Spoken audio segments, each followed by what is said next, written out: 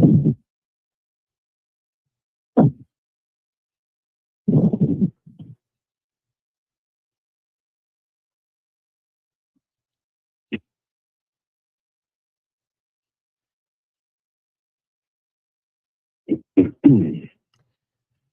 right, everybody, welcome in. We are back and better than ever. You're listening to the Hidden Path with our good friend, Mr. Carbon Mike. How you doing, sir? Everything is lovely. How are you? Everything is everything. I'm doing good. It's gonna be a busy week for me this week. It's my birthday week, but it's also a busy week for you as well. Um, I know Yes, sir. you got a couple of interviews going on, and a couple of shows you're going to be doing besides this one. Yep. Yep. Yeah, it's a good thing. And a very exciting thing that happened last week is that our appeal within state courts was actually heard in the first court. Um, so I believe this happened like Wednesday or Tuesday. My people got notification that Lord had actually appeared in court and argued our appeal. So copies of that document, right, which outlines all the arguments my lawyer made. He was very thorough. I have to say, my legal team is really, really on point. And so we're of course arguing around, but we're also arguing all the that would have the court, and he covers all bases. So that's exciting.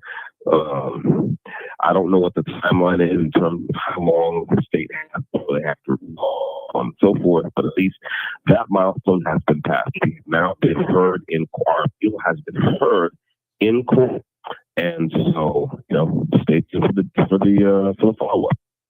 All right, you guys heard it from the horse's mouth. Stay tuned to this podcast, as well as the official podcast social medias, especially here on X, if you're listening to us on X, and on YouTube, if you want to get any updates regarding Dester's appeal. So we got an action-packed show for you tonight. We're going to be talking. Our main topic is going to be about John Thune and the Save America Act. And we'll give you a refresher course on what that is, in case you've been living under a rock. But we got some hot topics that we want to get into first. So I'm gonna let you take it away, Mr. Carbon Mike.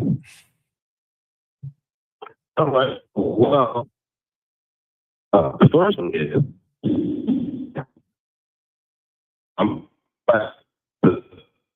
okay. We getting a little interference. Google machine. We're getting a little interference there, Carbon. It's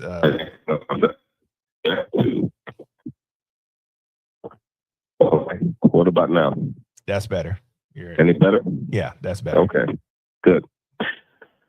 So the first thing is that I might have to ask you to consult the Google machine for me on these because I can't pull the stories down from EP. But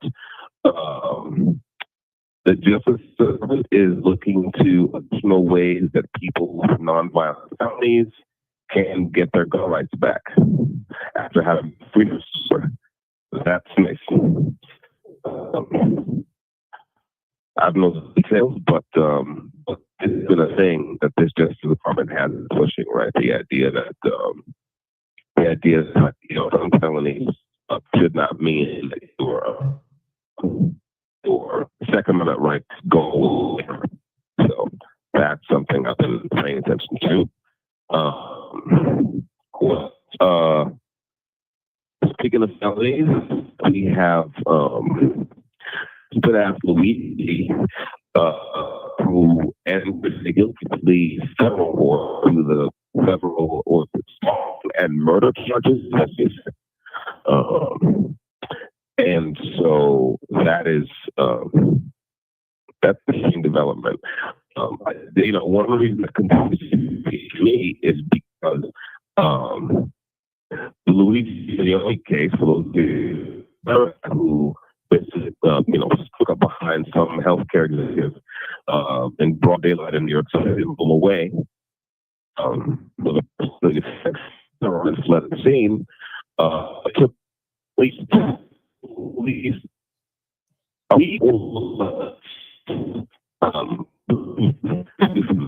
Yeah, you starting to sound a little distorted again.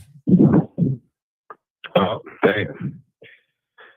1, 2, check 1, 2. Check 1, 2. Check 1, 2. Check 1, 2.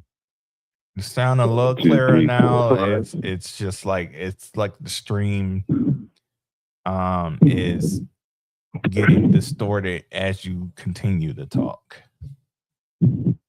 That's strange. I'm gonna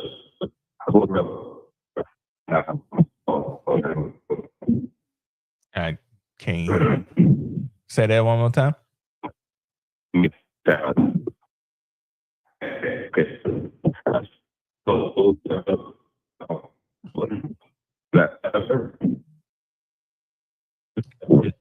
Not any better. Okay. Drop and try calling you back. All right, no problem. All right, guys. While Dexter gets that sorted out, I'm gonna play you a clip from what he was talking about when it comes to the Trump administration restoring rights to felons. Trump administration is considering a way for convicted felons to restore their access to legally owning a firearm. Queen City News anchor Alicia Barnes and Chief Legal Analyst Khalif Rhodes takes us through those arguments. The Justice Department is releasing plans to create a process for those with criminal convictions to restore their gun rights. So this decision sparking alarm that it will return firearms to those of convicted violent crimes. The interim rule follows an executive order from President Donald Trump last month, directing a review of the country's gun restrictions to assess any ongoing infringements. Let's bring in our chief legal analyst, Khalif Rhodes, this conversation. Lots to discuss here because restoring gun rights to those who have been convicted of violent crimes, laying out the argument here for us, it says that a lot of people are concerned. Why? Well, I mean, there's arguments for both sides in this situation. You have on the one side folks that are saying that the government should not be infringing on folks' constitutional rights to bear arms. And on the other side, you have folks that are saying there needs to be some common sense legislation and regulations, specifically rulemaking process that actually limits folks that can have guns. In this situation, you're talking about people convicted of felonies, but in all other instances, you're talking about folks that are domestic violence, people that have prior drug use. That was the Hunter Biden situation when attempting to get a firearm. And so a number of things are put in place by the ATF to ensure that folks that check one of those boxes, either a violent crime, either a domestic violence, or someone that is on drugs or had drug use issues in the past, don't have guns fall into their hands. And so that's why these regulations have been put in place. I should say these rules have been put in place to try to deter and stop folks from having guns in their hands. On the other side, folks are saying, look, in any type of regulation that stops folks from getting access to guns is a bad idea. And right now, that fight has been going on for a long time. And this is the president saying, I want to get an examination of that in February. And today, this interim rule is something that the ATF is saying as they'll go forward will be the new rule. So the DOJ now, under this proposal, they were very specific about who this would benefit. Explain that a little bit. I mean, you're talking about folks with violent crimes. I mean, this is it's as specific as you can get. At the end of the day, these are folks that typically, if you were convicted of a crime, you would have been barred from having access to a firearm. And now they're saying, no, you will not be barred from having access to a firearm. And so that's why I say I have mixed feelings about this, specifically as someone that defends people that are charged with these types of crimes. Once you've committed the crime, you've been sentenced, you've done your time, you've paid your restitution, you've been on probation, you've been on some type of post relief. This additional infringement to say, look, now you still can't vote or you can't own a firearm is an additional hurdle for you to be All right. We are back. Everybody. Thank you for bearing with us as we work through that technical difficulty. But we got the man of the hour back with us. What were you saying before we had the disconnect? I was talking about Luigi Mangione and his guilty plea in federal court. Right. So, the one reason this is very interesting to me is, right, is because it really flies in the face of everything the government is telling us about personally manufactured firearms, right? Because if you remember, we is accused of shooting what's pled guilty to kind of stalking and shooting this man, killing this man, with a person that's the uncivilized firearm, right? Which is supposedly impossible to trace, right? Gun crimes committed with these persons magically unsolved. How long did it take them to run down the man after this crime? Less than a week. Less than a week. And it was another state less. Right? So I just find that very interesting. And I think something that those on this side of the physical spectrum should point out more is that, for police officers to run down violent crime using whatever kind of weapon, what is required is police work.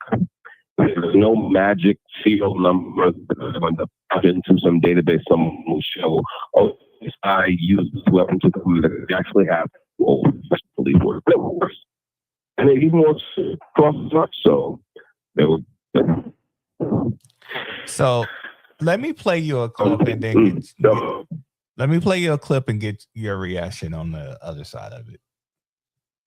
Luigi Mangione expected in federal court, where sources familiar with the matter tell NBC News he's expected to plead guilty to federal charges. But those same sources stressing negotiations were ongoing and nothing is final until Mangione actually enters a plea.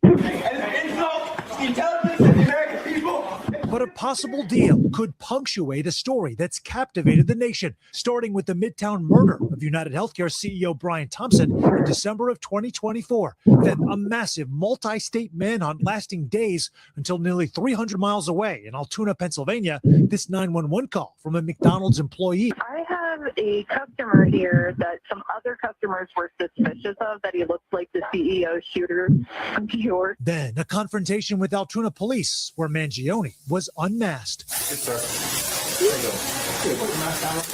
Yes. The Ivy League grad arrested after the discovery of a 3D ghost gun in his backpack, ultimately matching the shell casings found at the crime scene with the words delay, deny, and depose etched into them, according to police.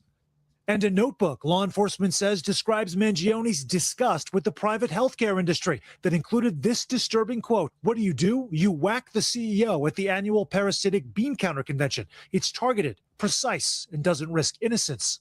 Mangione so far has pleaded not guilty to all charges, including state murder and weapons charges set to go to trial next month. Any agreement at the federal level could cloud the future of those state charges, though, under New York's double jeopardy law. Former prosecutor. All right. So you pretty much got the backstory, the gist of what Luigi had done and what his lawyers, what their strategy is.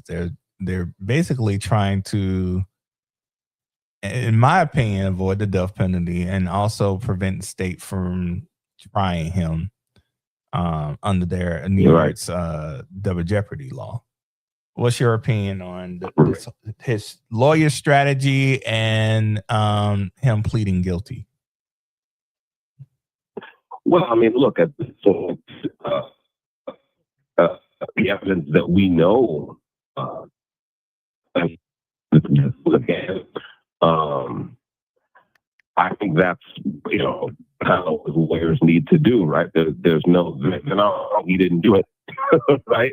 They're arguing that they're arguing a procedure matter about whether he can be tried for murder at the state level at the federal level. Now, I think what you just played for me is old.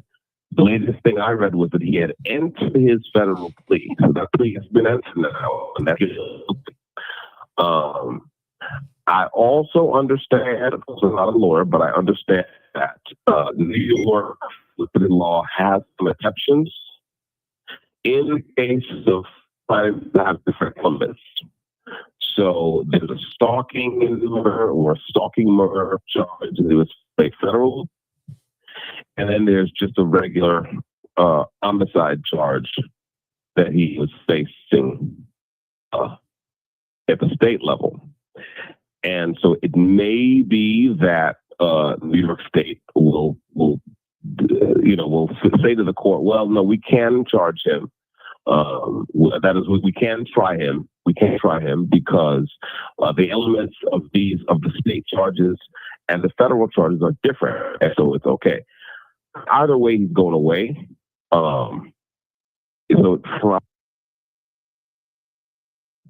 The protection of the public, whether he is tried in New York or not.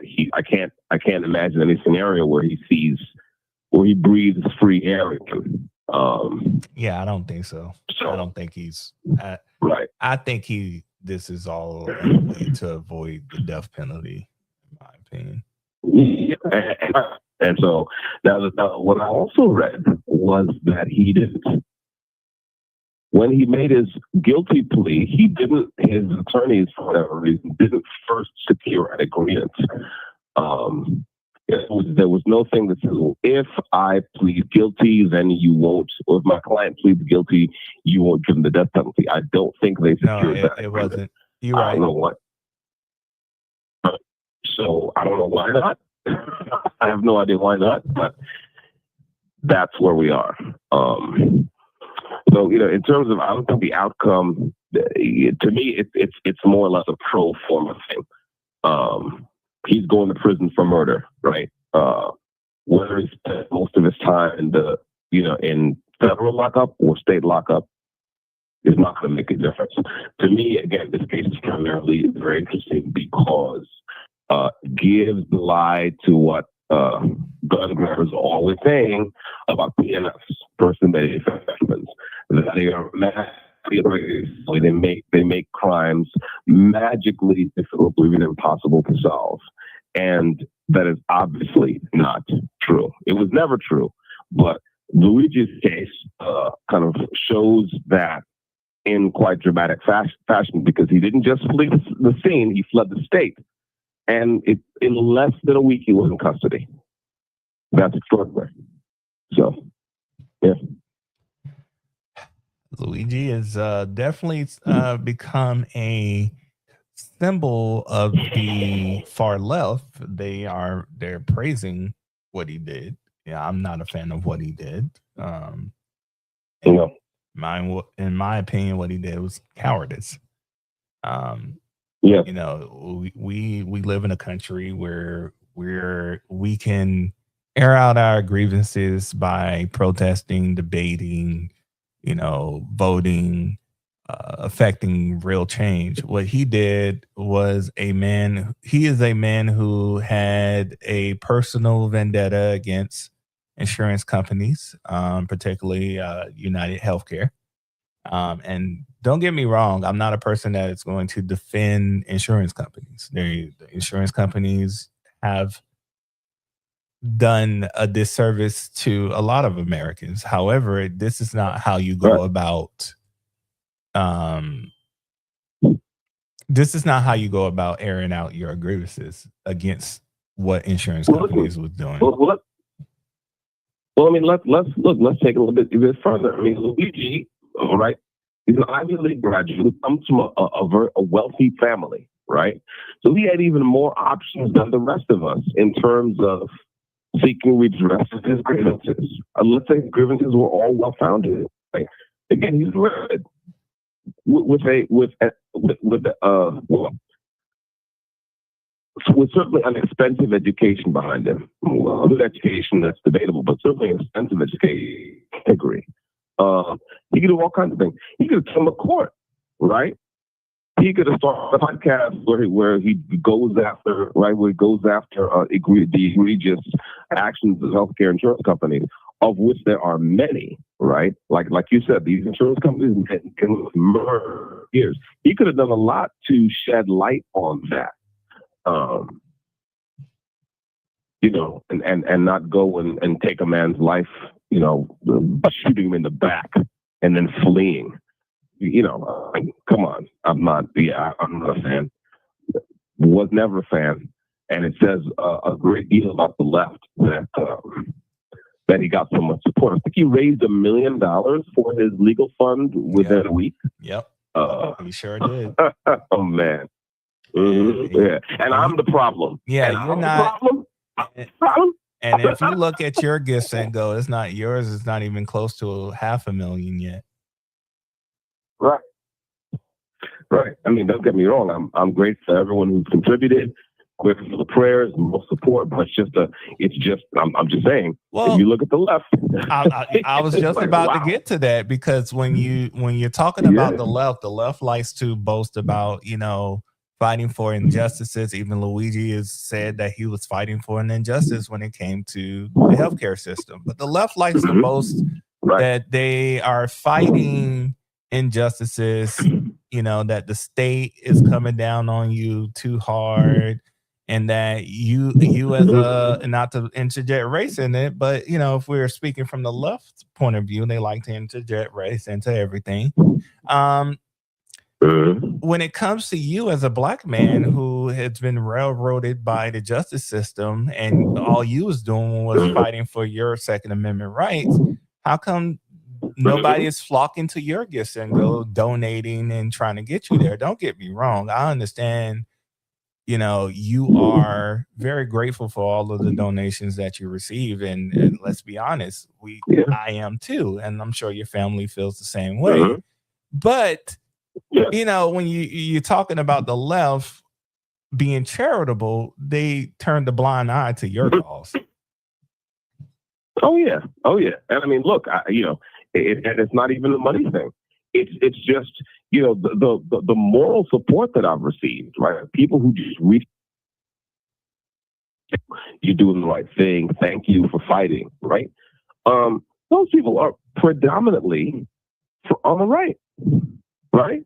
All the so-called racist MAGA people, they're the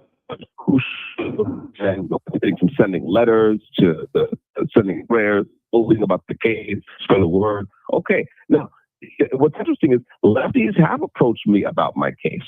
Right? They have approached me. They approached me to say, "Ha, I'm glad you're going to prison." You know what I'm saying? It's like you got what you deserve. You're stupid. And so that again, that's a very interesting moment. My favorite line from what they will say, and I'm being sarcastic when I say favorite people, but my favorite line was, Destin knew the law and he still chose to break it anyways. And so, he deserves what he's getting. You can't just ignore the law just because you have, just because you believe you have a Second Amendment right. States have rights too. Can you clear up? Yeah, can you clear up why that is nonsense for our audience? Oh, sure.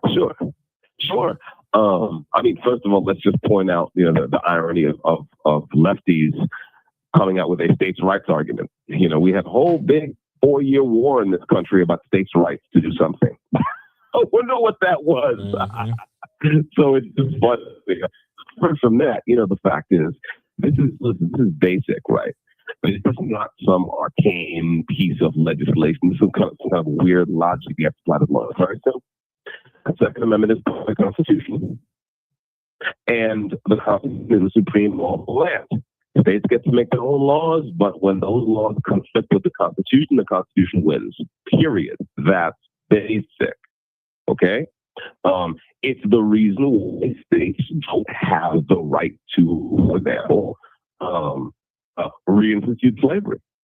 It's why they can't designate, colored and white water fountains anymore, like they used to do it in the bad old Southern Democrat days.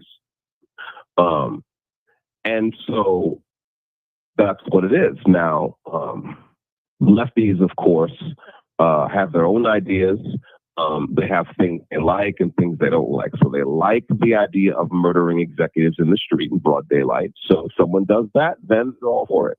They like the idea of people just randomly, kind of rolling into the country and just posting up and getting government checks. They love that, even though that's also against the law, right? But you'll hear them say when ICE runs down on somebody who came into the country legally, which is a crime. Right? When ICE runs down on someone who does that, you don't hear them say, well, the law is the law. So, I mean, the law, you're not here illegally. No, not at all. They say, ICE is murdering people in the streets. And abolish ICE. We got to abolish ICE, right? There was a recent meeting of high-level Democrats talking about whether the program should be abolishing ICE or reforming ICE or just defunding it and this and that or whatever. Like, this is the discussion they're having. Not, getting immigration under control, not ensuring the liberties of American citizens are guaranteed by the law, but should we abolish ICE or just, when whoever runs for president in 2028, what do you want to say? Abolish ICE? What do you think? Right? That's where they are. But again, the law argument only comes up when you have someone fighting to protect rights that they don't like, such as Second Amendment rights. So, fascinating. That was fascinating. All right. Let's move on from Mr. Mangione. He's like, my final opinion about him is like he's a loser. He is a privileged kid who had a back injury, and because of his insurance, I guess, not covering everything related to his back injury, he became disgruntled and decided to, kill a man in cold blood. Cowardice. Shot him from the back. This man didn't even know Shot him was in the coming. back. So, in my opinion, shot him in the back and left. He didn't even shoot him in the back and just the police, right? Yeah. Said, okay, this is what I'm gonna martyr myself. Didn't even do that. Shot him in the back and left the state. Yep. I'm like, I got no respect for this guy whatsoever. None. And the fact that the left see him as a hero shows where the left is morally, in my opinion, and that's politically. Right. So that's right. Let's move on from him. That's right. What else is on your mind, sir? Well, your friend, Debbie Wasserman Schultz, high-level Democrat in Florida, she has sparked over representation. Yeah. Representation. So for those who don't know, Debbie Wasserman Schultz, she represents a area in South Florida that we talked about on this show with Uncle Luke.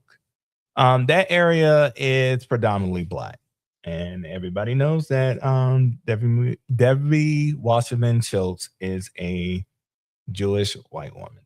So, yeah, talk about representation. Well, I mean, I just think it's interesting because, there's a lot going on here, right? Apparently, from what I've read, Sheila McCormick, who is under investigation for doing funny things with the money, getting funny with the money, she gave up that seat and became under investigation for, again, being funny with the money. Now she wants the seat back, I think. Now she wants to run for it again.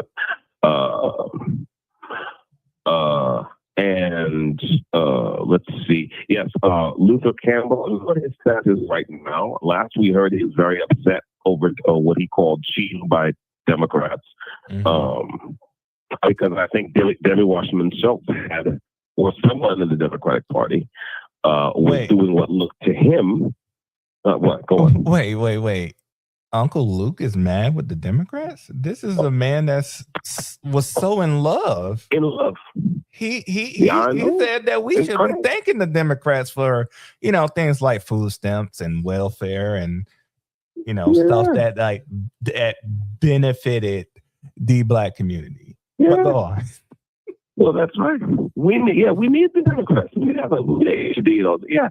So he's mad. Apparently, the Democrats have been harvesting ballots, which is illegal, from old people, no less, in that district. Going to old people, going to nursing homes and saying, hey, we'll file your ballot for you just for this thing out. I mean, stinks to high heaven, obviously.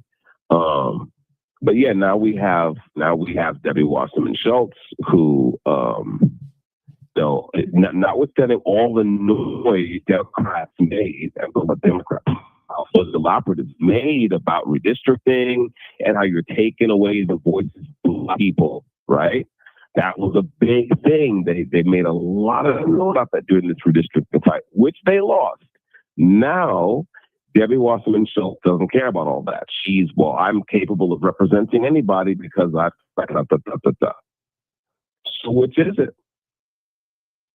And my question is, if a white Democrat is capable of representing Black people in South Florida, why isn't, I don't know, maybe Republican people representing folks in South Florida? These are interesting questions. And if it isn't law that there's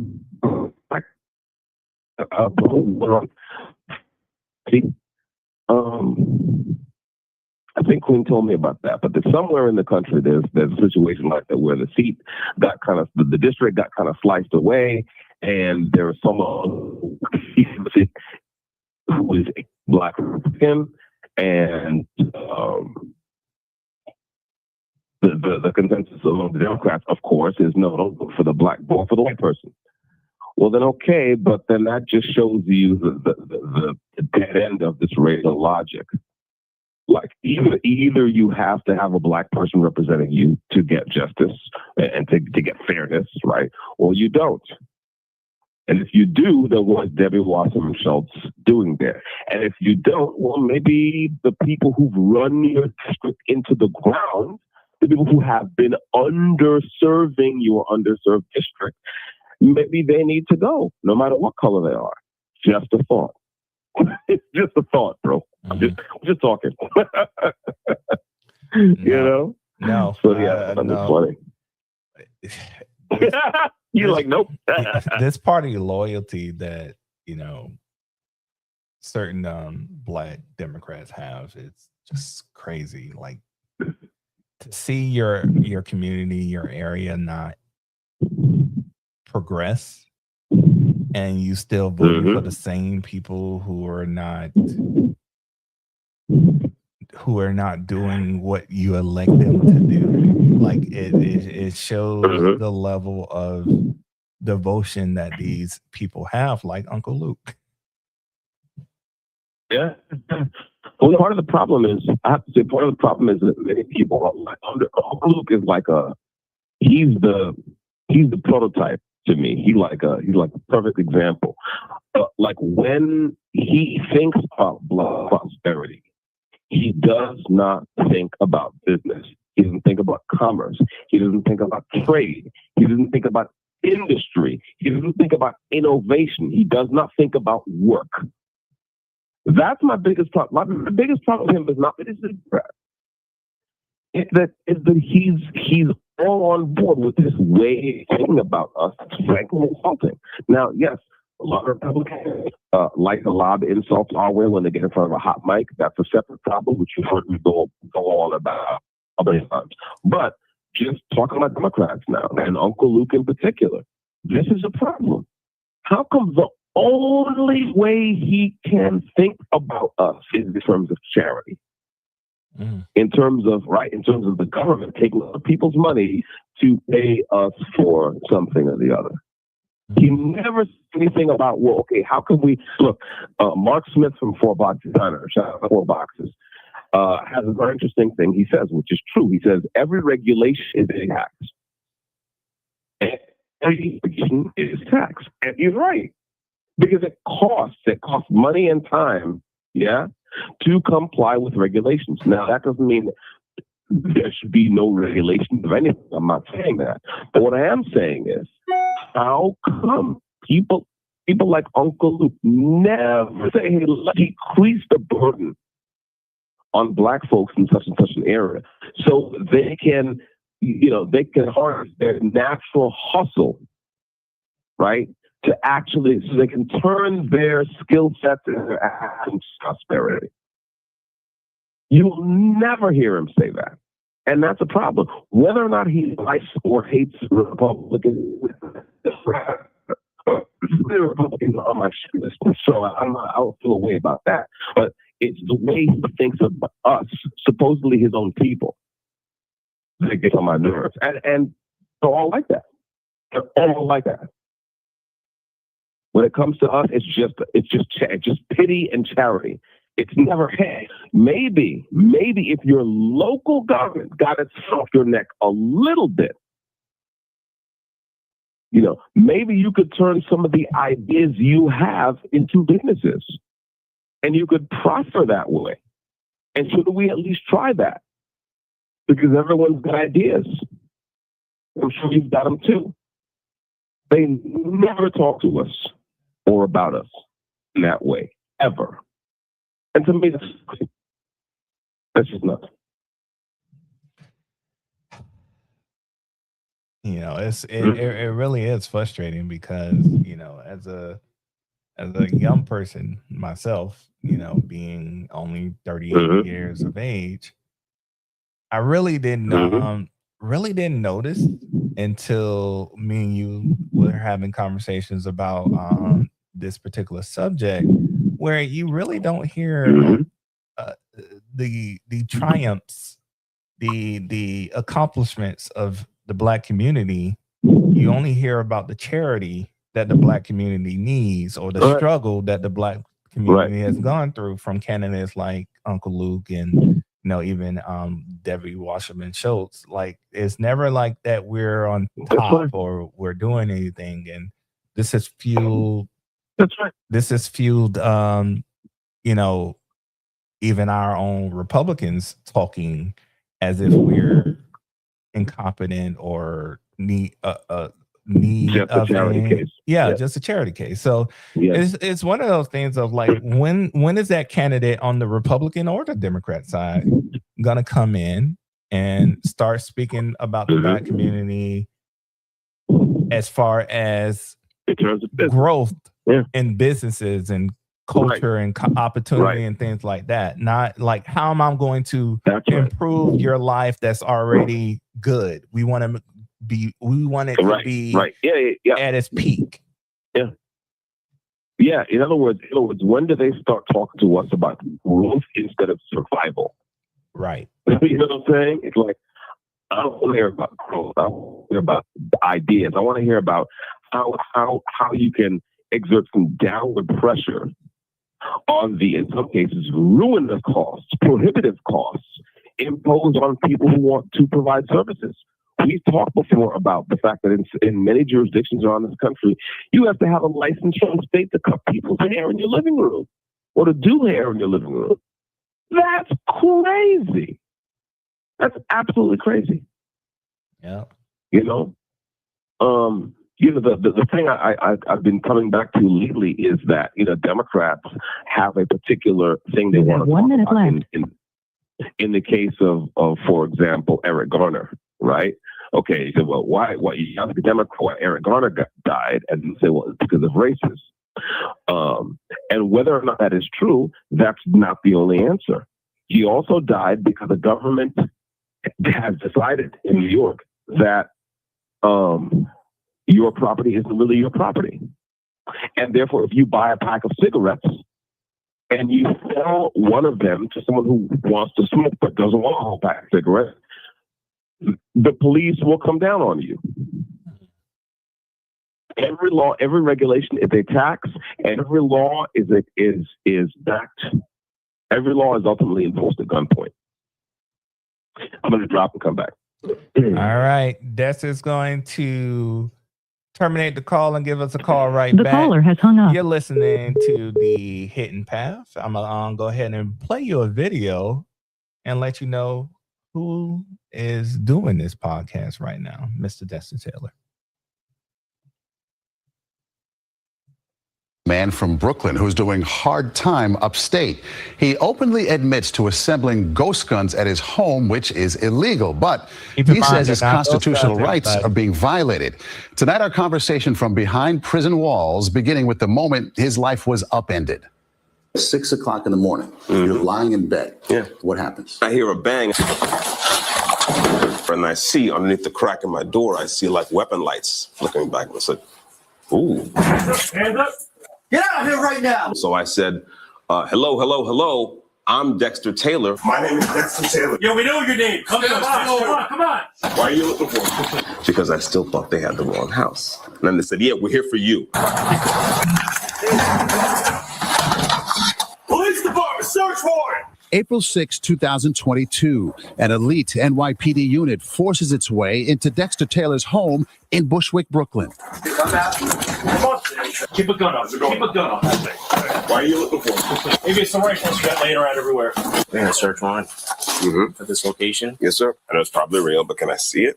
It was an hours-long search of Taylor's packed home, found loaded with ghost guns. Nice to see his rifles. They are dressed to kill. After a week-long trial earlier this year, Taylor, who's 53, was convicted of second-degree criminal possession of a weapon and other charges. He was sentenced to 10 years for making ghost guns.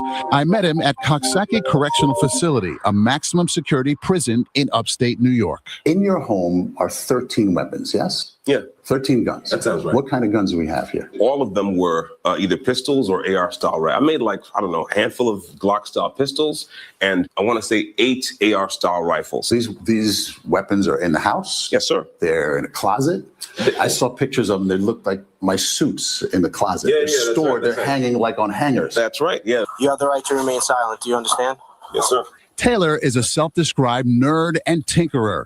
He graduated from Stuyvesant High School, studied biomedical engineering for a time at Johns Hopkins University.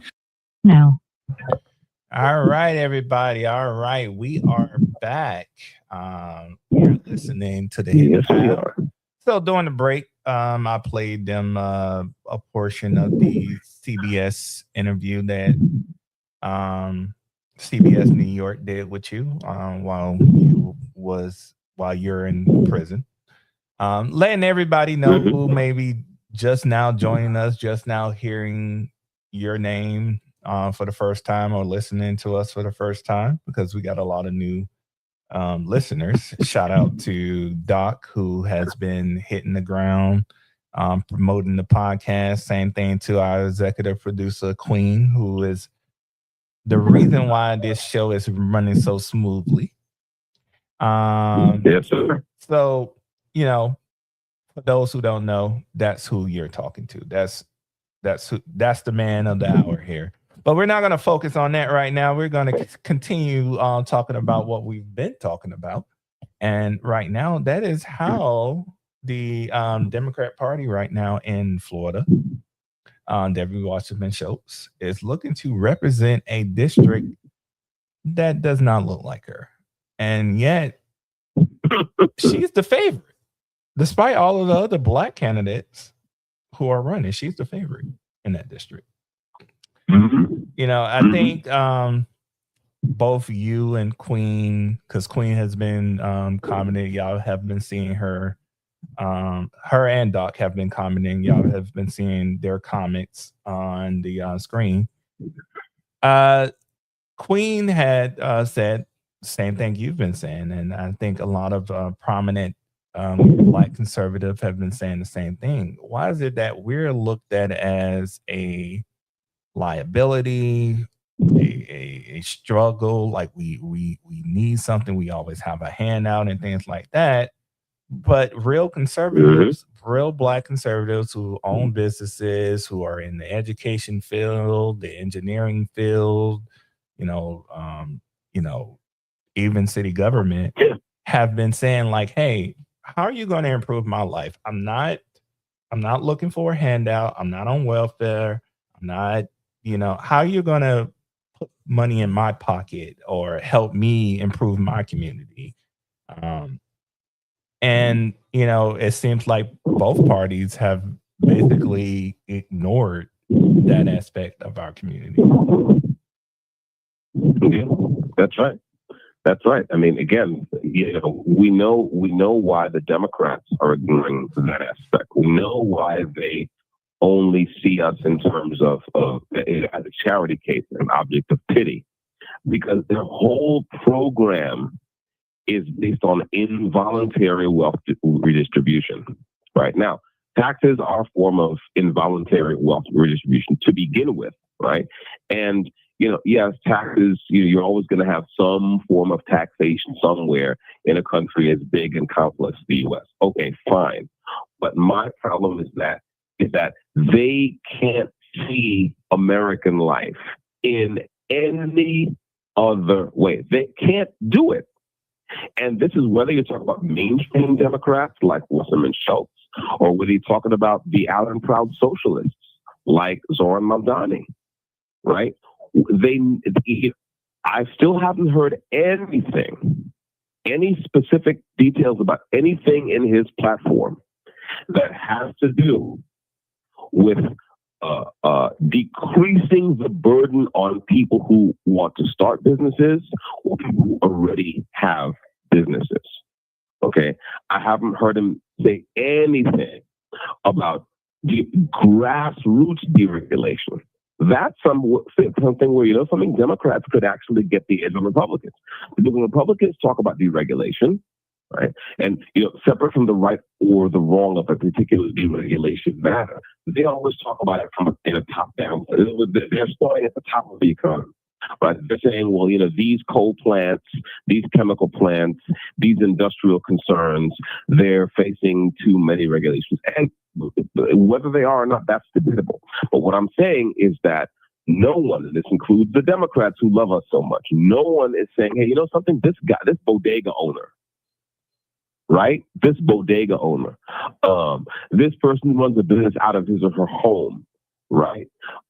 This person who knows how to cook and has an idea to start a food truck in such and such a city, right? That person is facing too high a regulatory burden. What can we do to decrease it? You never hear them talking about that. What's happening to Democrats, right? Going to a trade school and talking to the guys about to graduate. It's like, hey, listen, you've just acquired some skill sets. They're very much in demand. Here's what we're going to do to make it as easy as possible for you to turn these new skill sets into prosperity. You never hear them talking about that, ever. And that's a problem. And I'm sorry, when it comes to us, and especially, the way that it was our communities, that is a kind of racism. It just is. Yeah. And I don't have to descend to this, the whole kind of Fox News cliche about, well, the Democrats are the real racists. I don't give a fuck who the real racists are. Okay. What I'm saying is that in a given city, at a given time and place, okay, there are some people who are trying to hustle up from the ground, right? And I think these people need help. These people need help. They need regulatory relief. Go on. And I think that I think we focus too much on which party is the racist. Which party is the racist? Yeah, that's dumb. Exactly. It serves no real point to the conversation that we're trying to have. Like, that's more of a high school teenager conversation. We're grown people trying to discuss. Well, it serves a purpose. What purpose does it serve? But it does serve a purpose. It serves the purpose of changing the subject. Oh, okay, yeah, you got a point there. Yeah, right. Exactly. That is that, and by the way, that is what it is for. And me, bro. Yeah. I'll go in on everybody. A lot of these Republicans, their shit is lacking as well, and they have less excuse because Republicans are supposed to be the party of business. They're supposed to be the party of ideas. We expect socialists, right? We expect socialists to clamp down on private property and ownership and wealth and prosperity and happiness. We expect them to clamp down because that's what they actually do. But my question is, why can so many Republicans seemingly find nothing better to say than, well, the Democrats are the real racists? Again, this is very simple. We have all over our country, all over our major American cities, people who are ready to turn their assets and their skill sets into prosperity. And a lot of what they need is for these progressive governments to get their foot off their neck. When is someone going to start talking about that? When is someone going to start holding these governments to account for that? And just bypass all the dumb rhetoric about helping us and making our lives better and this and that, and you should feel whatever way. And when are we going to get off that shit and start talking about business and economics and outcomes and growth? That's my question. The Republican Party used to be a party that favored talking about small businesses. I don't know why that changed. Yes. Yeah, that's a problem. Exactly. So I think we'll see, right? In the coming weeks and months. But that's what I see is that when you really the Zohar Mamdanis of the world really have nothing. But again, if you put against them to run someone a supposed conservative who also has got nothing, then you shouldn't be surprised when they don't get a lot of traction. I mean, that's just how that is. Because look, as much as I'm going on Mamdani because of his stupid ideas, I really didn't hear Curtis Sewell come with any great ideas. I didn't. I think he's just a placeholder. Again, grassroots deregulation is simple. I think he's a placeholder for New York City Republicans. They just okay. Well, let's say yes. Well, yes, but that's the problem. Yes, I agree with you, but that's the problem. Listen, this is New York City. Right. New York City. In other words, this is a politically very potent city. If you, right, as an operative in the Republican Party, are satisfied to have a placeholder there, then it means you are not serious because you are not in the business of winning. Because what you want to do, if you're serious about your job and if you're competent, is you want to fight for the politically potent areas. And that includes the areas that are now held by worthless socialists with stupid ideas. You want to fight for those too. And I would argue that some of these people, the socialists, leftists, progressives, whatever you want to call them, are so bad that they're obviously evil. Brandon Johnson is an example. He doesn't call himself a socialist, but I mean, you looking at what he's done with Chicago's economy that wasn't in great shape in the first place, for all the damage he's done in Chicago and to the economic well-being of Chicagoans, he might as well be a socialist for all the destruction he's caused, right? He's beatable. He doesn't have a sky approval rating, not even close. I think now he may have crept up to 20%. 20%. Is that some kind of joke? These people can be beaten, but you have to actually want to go out there and beat them. And I would argue that conservatives have the better ideas. We want to talk about business. We want to talk about grassroots, bottom-up deregulation. We want to talk about making it easy for ordinary people to turn their assets and skill sets into prosperity, because we think prosperity is good. And of course, we believe in charity. The difference is that we don't believe that we have to have a government whose only aim is charity. Because if you have a government whose only aim is charity, then you have a government whose only task is confiscation, and that won't do.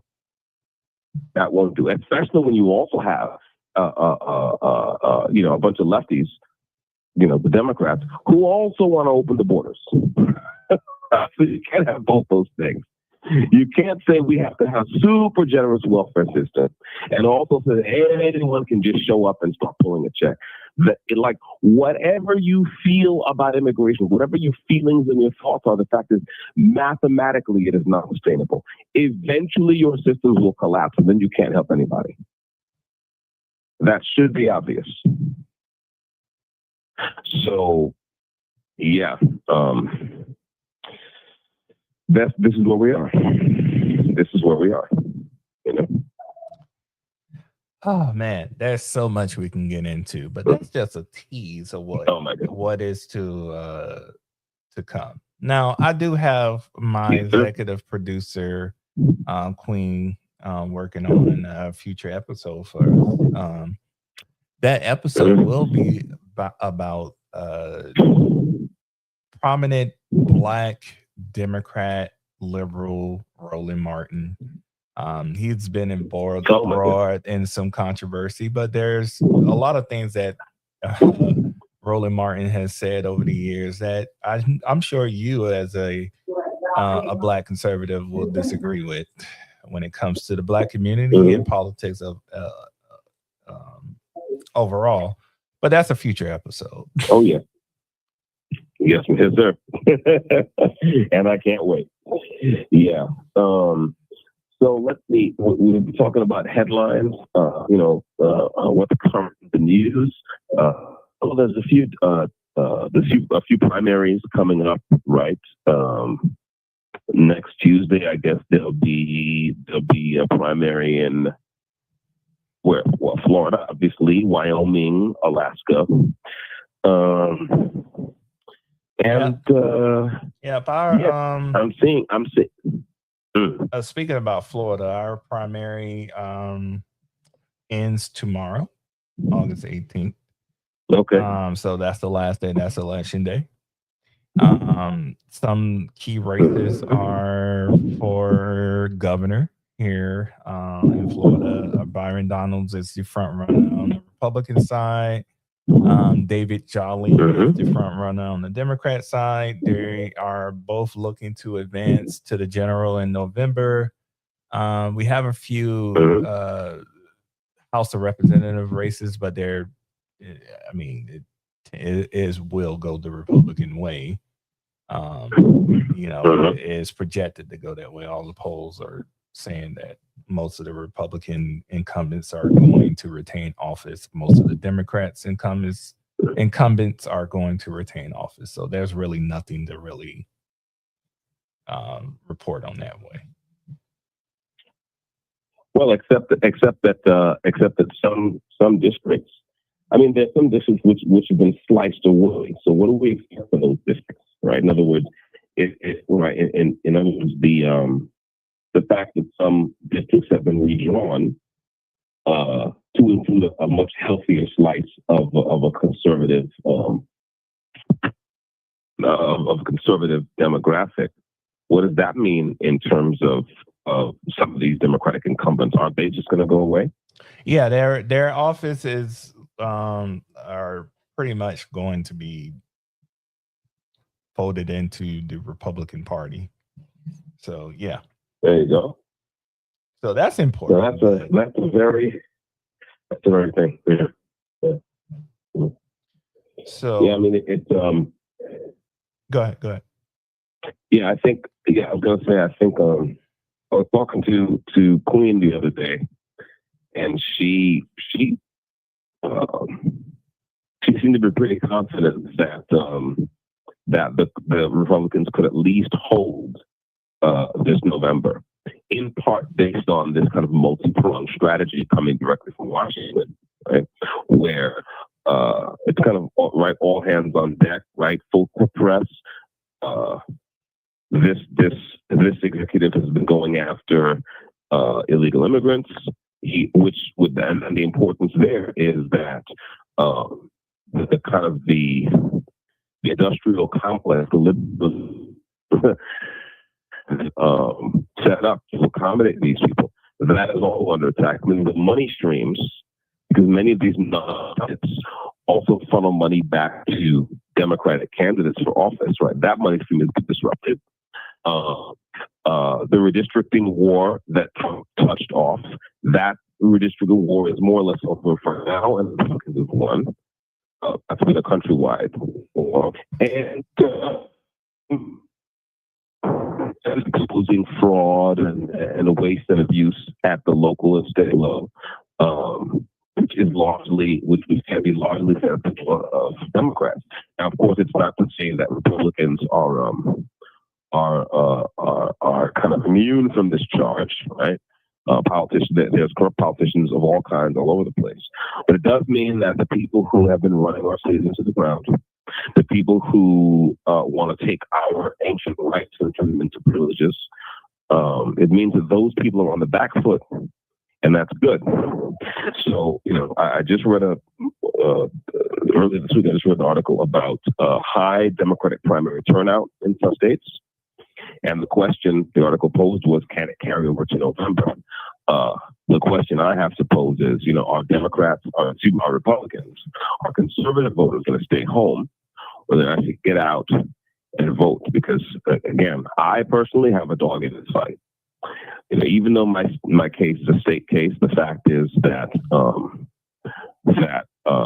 very many good things are happening in terms of the Second Amendment, in part because we have an executive that is so friendly to the Second Amendment, and we want to consolidate those gains by all means. So that again is a question.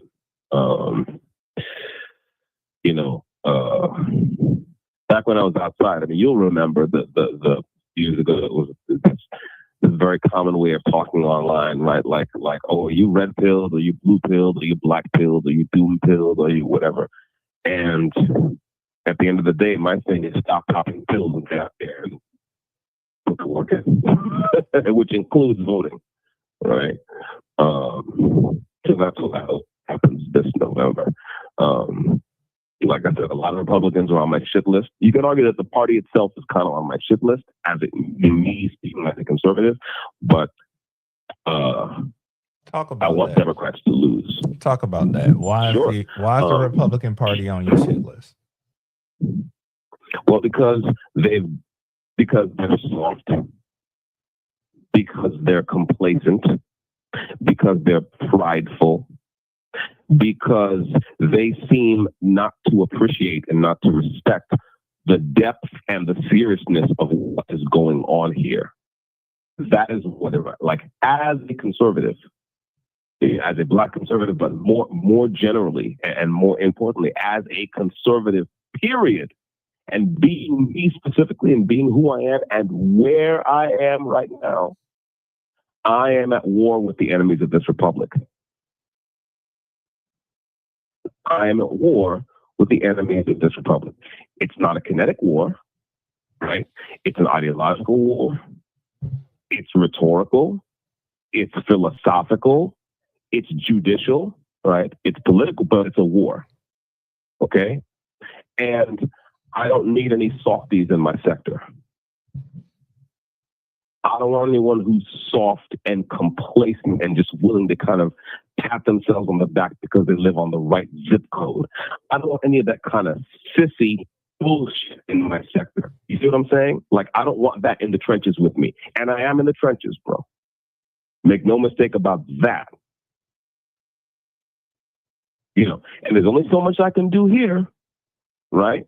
I can run my mouth when there's a hot mic available, But the thing is that the Republican Party is on my shit list because they don't seem to realize the seriousness of what's going on here.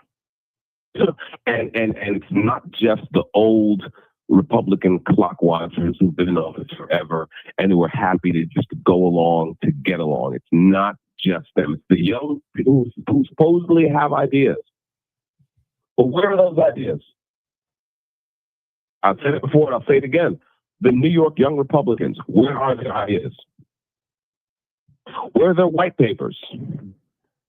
Where are their online town hall meetings, right? Where they talk about the future of, the energy sector, right? Or IT, or logistics, where they talk about grassroots deregulation, right? Where they talk about the future of cities, right? Where they talk about things that should be exciting because they're grand challenges for all of us as Americans, as human beings. Where is the work? It's nowhere. Because what were they doing? Oh, they were playing racial grab ass on Telegram, which is fine, but that just tells me you're not a serious person. You're not serious. And that's, by the way, that's a much bigger problem than whether or not someone's racist. I don't care if you're racist. My best friends are racist.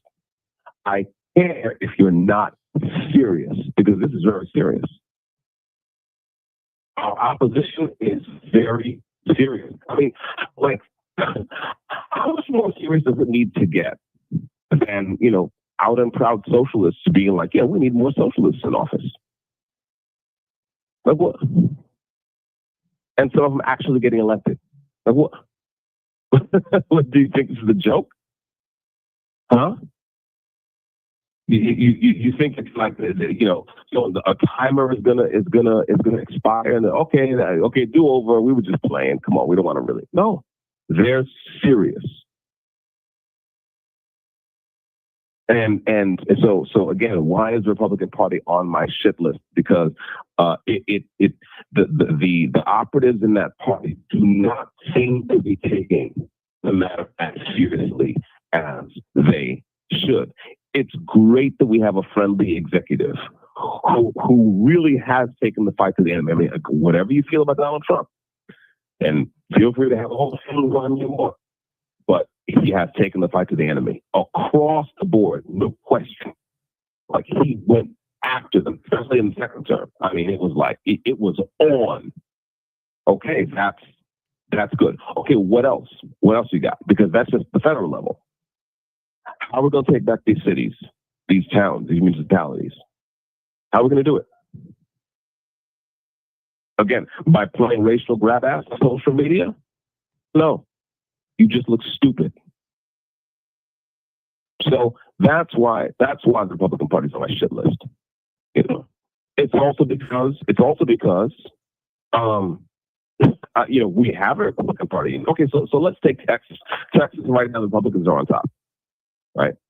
And if you talk to people like Queen, they'll tell you that a lot of the Republicans in Texas, right, seem to lack a sense of urgency, and they'll explain it away by saying, well, we don't want to jeopardize our position.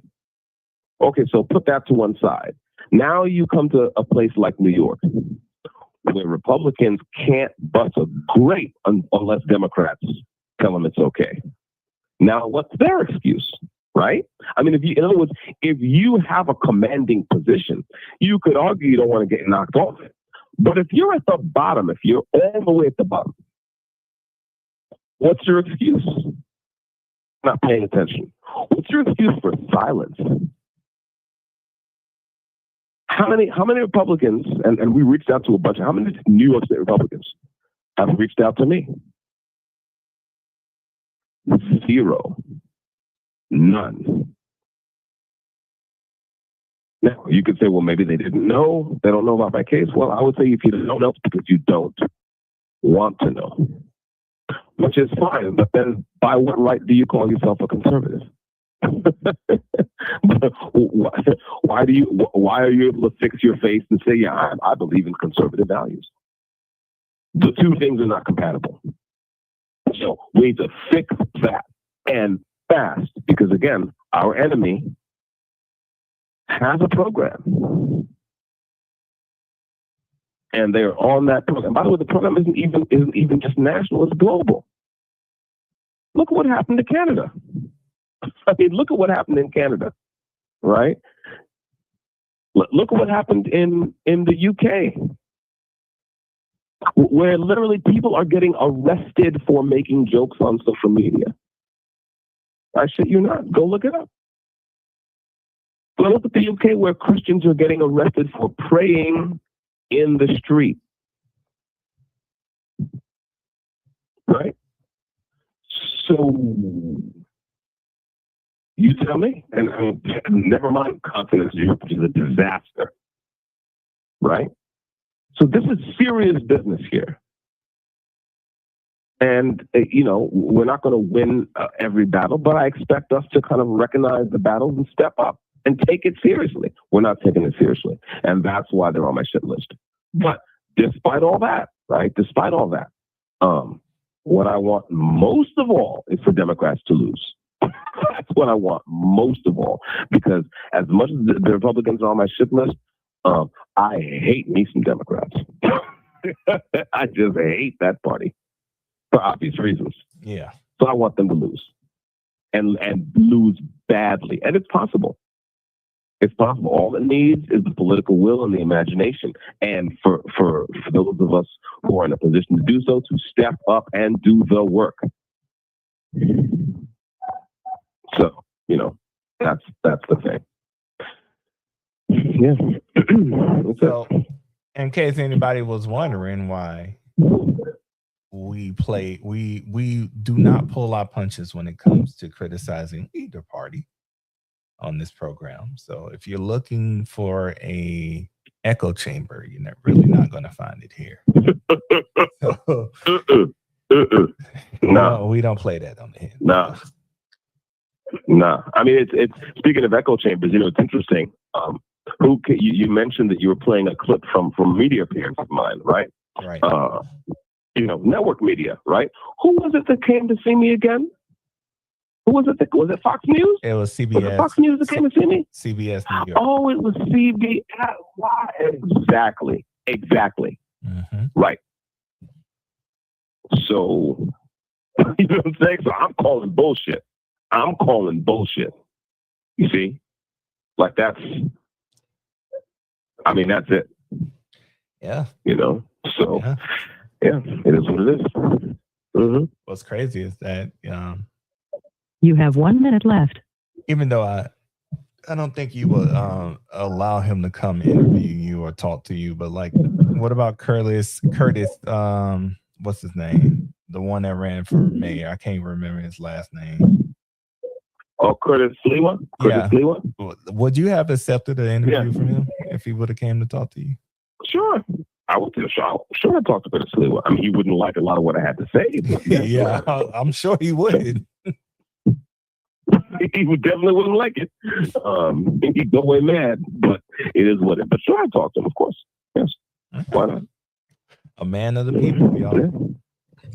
All right, man. Go ahead and disconnect. It is what it is. Go ahead and disconnect. Yes, sir. And we're going to catch you on the other side of the break. All right. All right, everybody. I'm going to The caller has hung up. another video that was made by Color Noir, prominent Black gun enthusiast and activist, Second Amendment lawyer. He did a story about Dexter. Hold on. Oh, but maybe 3-4 years ago, maybe I became really interested in gunsmithing, and I thought this would be a really cool thing to do, really traditional and really kind of and possibly even leading to a second career. I've been a software developer forever, but I also make stuff, and so anyway, fast forward a bit.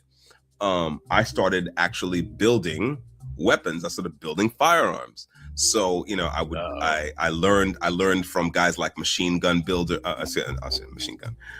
Marine Gun Builder, right, who builds pistols, 80% pistols. It's like I found out that, you can actually legally buy a receiver and you can machine that receiver to completion, and you buy your parts and you put together, and you've got a pistol or a rifle. And once I saw that, I was hooked. I was like, this is the coolest thing ever. This is the most cool thing you could possibly do in your machine shop, because I have a machine shop in my basement. And so I make furniture and I make different stuff, and that's a whole other story. But anyway, I started doing that, and there was no subterfuge. It's like I bought them on my credit cards under my name because they were my weapons that I built. And at a certain point, the state of New York took an interest, and in April of 2022, a joint SWAT ATF task force raided my house, like broke down my door and everything. And it was I remember it's like April 6th, was it? Yeah. And I'd gone to bed listening to an audiobook, woke up, and I heard voices that were not the audiobook, and then I heard a bang. And then I heard, where are my police? George Foreman, that kind of sound, and I saw weapon lights flickering under the door of my bedroom. So first thing I did was I said, hello. I thought they had the wrong place, because it never occurred to me that someone quietly sitting at home manufacturing rifles or pistols or whatever would be a problem that New York State was like, we've got to go and get this. It just never occurred to me that anyone would come up in my house like that. Like, I have a clean criminal record. Unfortunately, the jury in Taylor's case was just as delulu as the judge because they found him guilty, and now he's in jail on Rikers Island. Rikers Island, New York's massive jail complex, just a few miles from Midtown Manhattan, and scene of a humanitarian crisis. What are some words you'd use to describe Rikers Island? Hell. For using Plain and simple. security. How would you? You may start the conversation now. All right, everybody, welcome back. Oh, we got a little bit of an echo. Yeah, let me see if I can change my thing to decrease the echo a little bit. All right. Check 1 2. Check 1 2. Yeah, all right? That's better. All right, everybody, Okay. welcome back. Welcome back to the Hidden Path. Welcome back. We are still here with the man of the hour, Mr. Carbon Mike. Again, everybody, we bring you this program every Monday at 8 p.m. So if you're interested in getting off the beaten path and discovering what's beyond what you're seeing in politics, learning something that is deeply conservative, hang out with us every Monday at 8 p.m. Eastern Standard Time here on X and YouTube. So we were talking hot topics before we get into our main topic of the day, which is the SAVE Act and John Thune. What else is on your mind there, sir? Well, let's see. I mentioned before that. Hang on a second. Oh, I'm sorry. Yeah, let me pivot right quickly. Okay, so Anthony Fauci has been was requested to appear before a second Senate panel after the GOP voted to hold him in contempt of Congress. He declined the request. I mean, I just have to touch on this a little bit because, you know, for some of us who lived through the kind of the great viral freakout,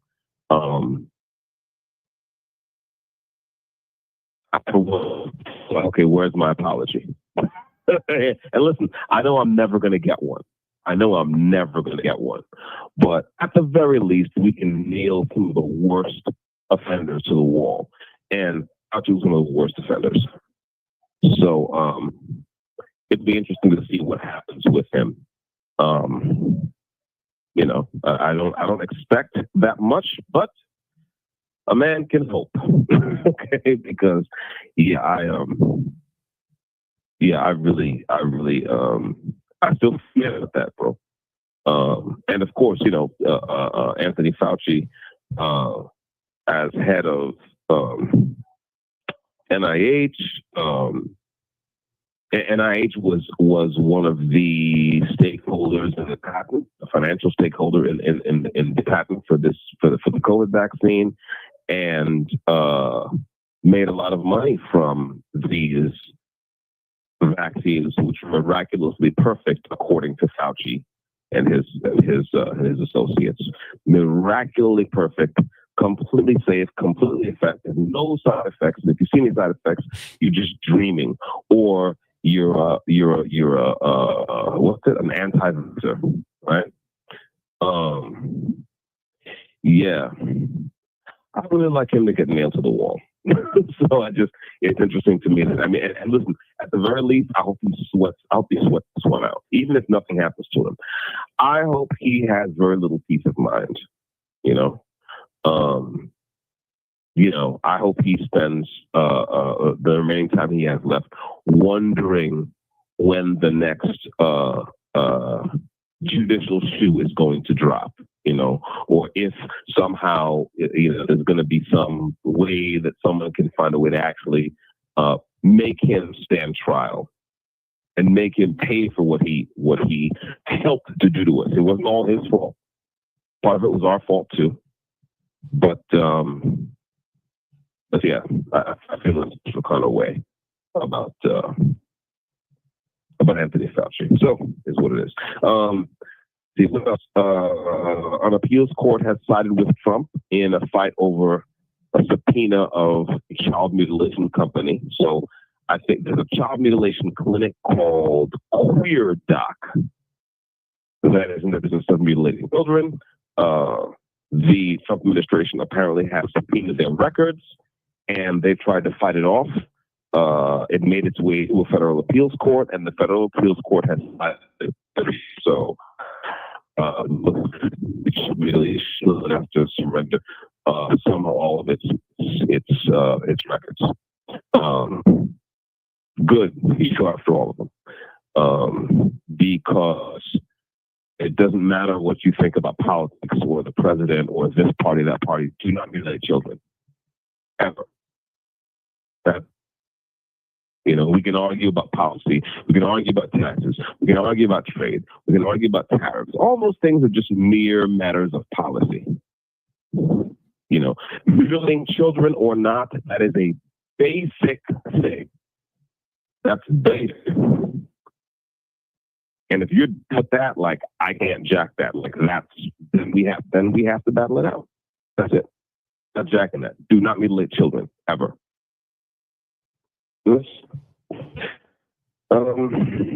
Yeah, I think that's just all I have for the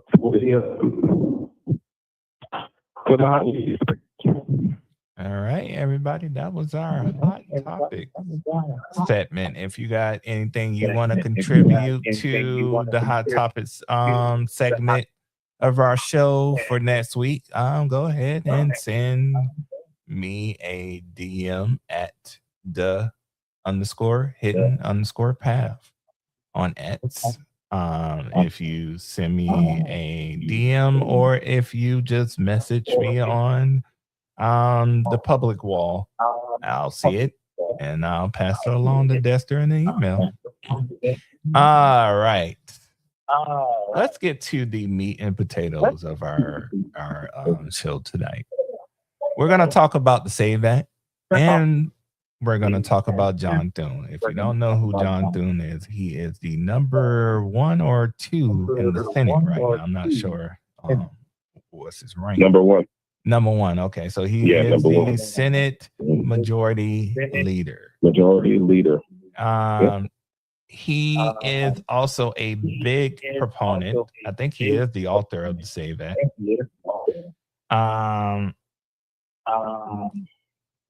If you I'm gonna go ahead and play a clip for you here in a minute. It's gonna talk about the SAVE Act and what it means to voting. Hold on. I'm gonna get your reaction to it, Carbon. Election reform is expected to take center stage in Washington this week, with the House of Representatives set to vote on the controversial SAVE Act. It would impact elections nationwide, as well as your local elections office. It's already the law that if you want to participate in federal elections, you need to be an American citizen. But this week, the House of Representatives is set to vote on legislation that would require proof via documents of citizenship when registering to vote, as well as require a form of photo ID when going to the polls.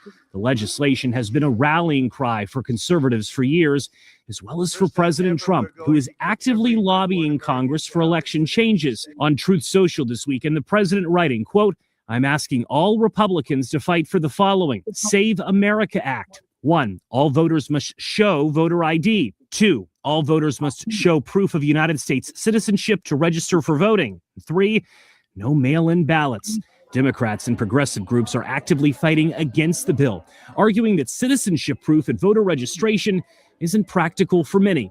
Democracy Docket reports, quote, "At least 21.3 million voters, around 9% American citizens of voting age, lack ready access to such documents, according to the Brennan Center for Justice analysis. If the legislation clears the House this week, its future in the Senate is murky at best, with Republicans likely needing to change filibuster rules in order for it to pass.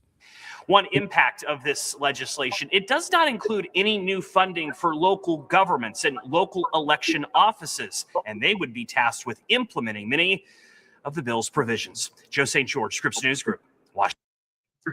All right. So that is the Save America Act. One thing in that graphic that you probably didn't hear if you're just listening to us, it says that no mail-in ballots except for when you're traveling, the military, or you have a illness. So like if you're in the hospital or something like that.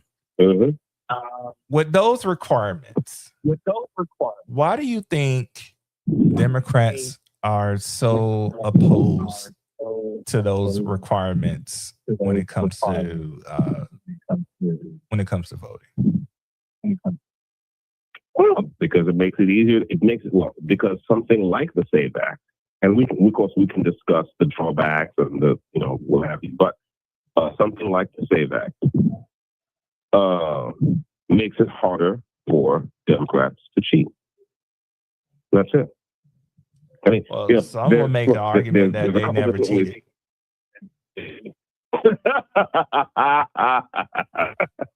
Yeah, okay. Yeah, all right. I mean, aside from the fact that I count, when I look at Democrat cheating, I count elections that happened across the American South in the days of Jim Crow. I count that as Democrat cheating too. You see what I'm saying? Like if you have an armed wing that's basically threatening people, right, with violence and worse, if they show up to vote, that's cheating. You see what I'm saying? That's cheating, bro. I mean, hello. You know what I'm saying? You Negroes better keep your houses tonight, because I don't know, the night riders have been on the patrol, and who knows what might happen. That's cheating. So the idea, I mean, this is what's, I just want to take a little sidebar. Forget about the SAVE Act for 1 second. Go ahead. I want to point something out, right? Because you see, the same lefties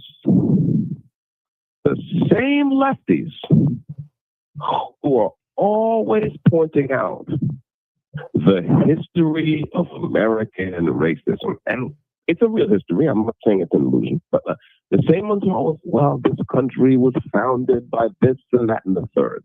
Okay.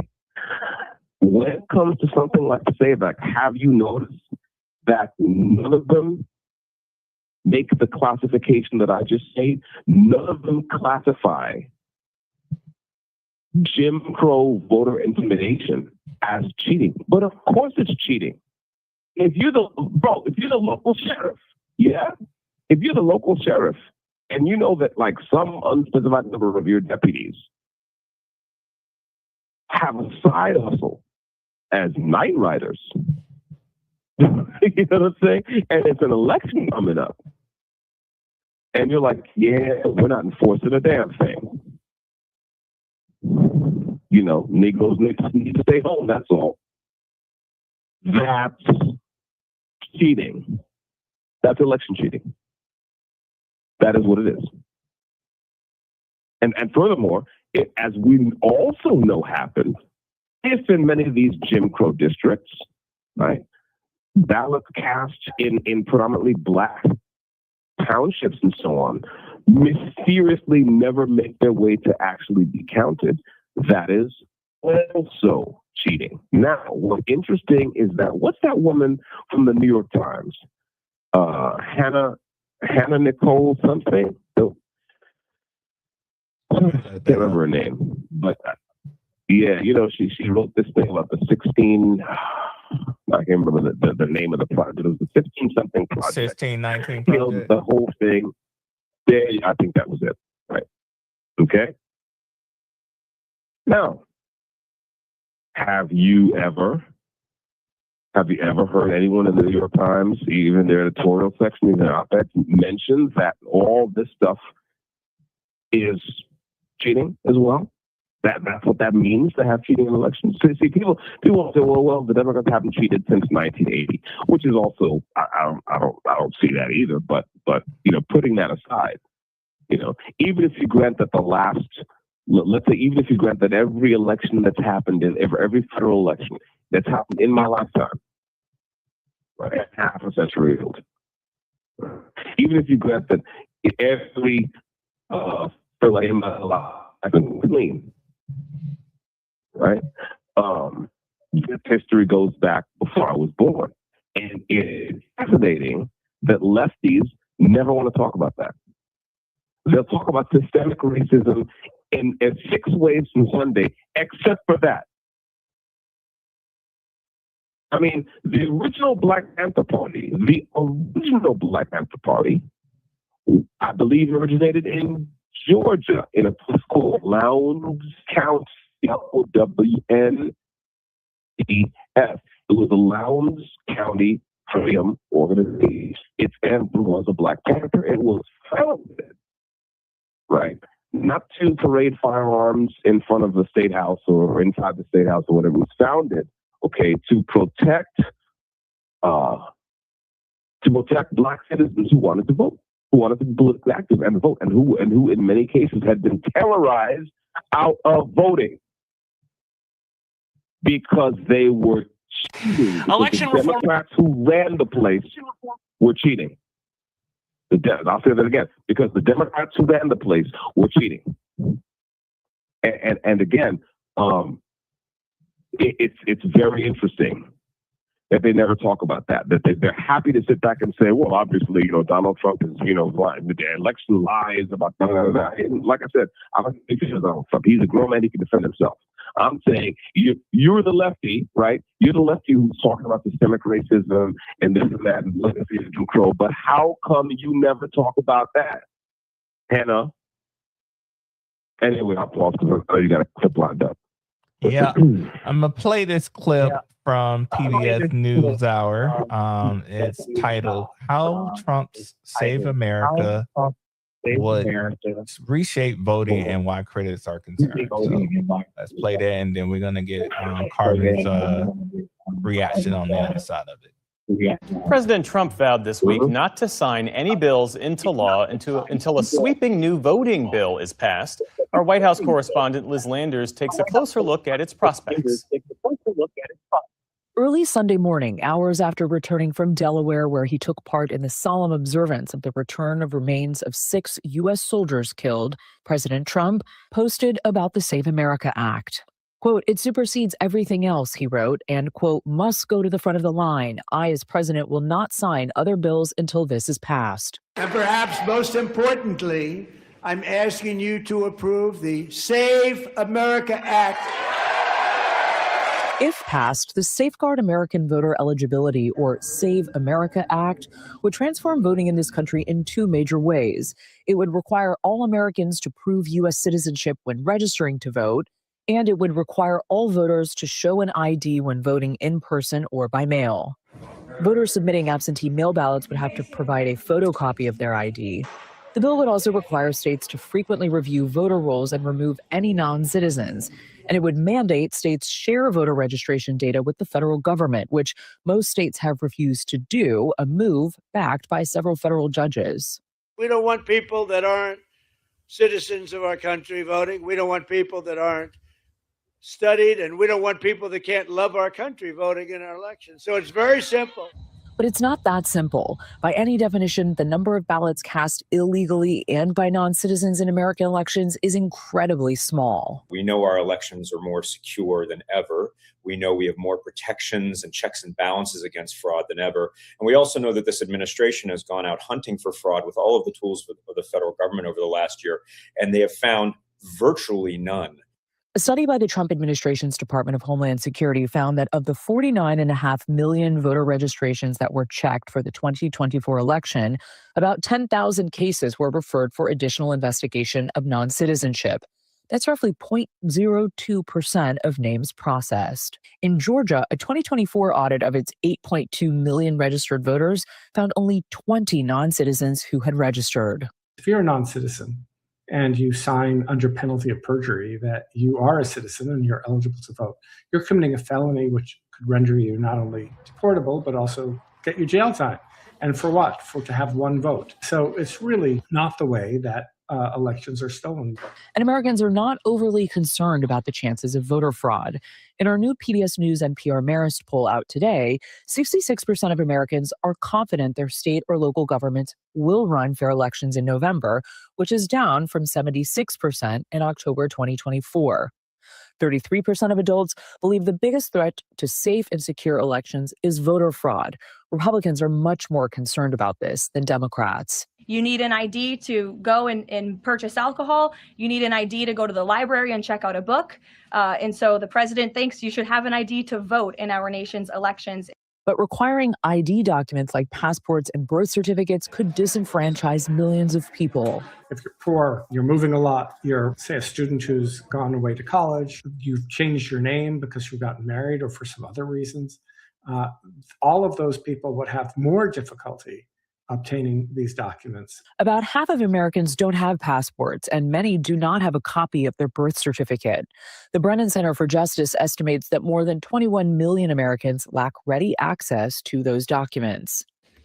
And voting rights advocates say the Save America Act requirements could disproportionately affect older Americans and low-income voters. Another concern, newly married voters. A 2023 Pew survey found that more than 80% of women and 5% of men change or hyphenate their names after marriage, meaning their passport, birth certificate, and other documents may not align, requiring additional paperwork to register to vote.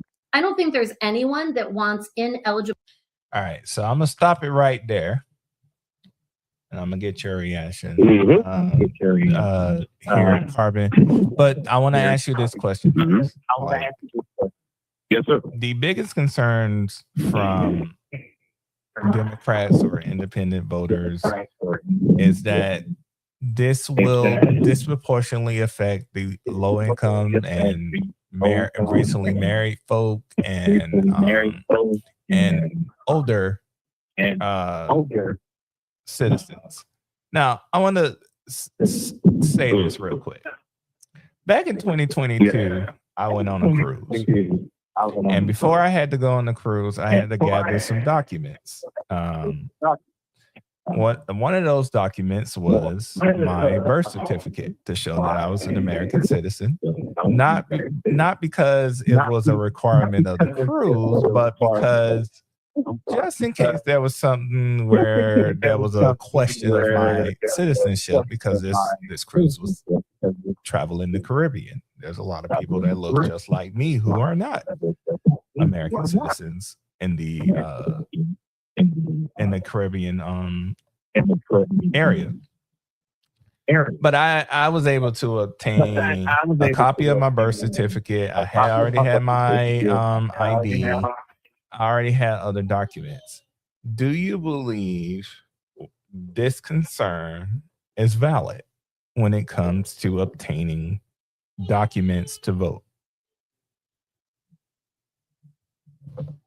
Well, I think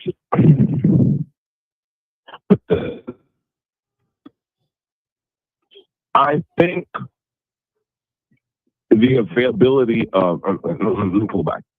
I think, yes, the question is not whether it's a valid concern, right? Would someone be able to verify there is a valid concern? But it's also an overblown concern.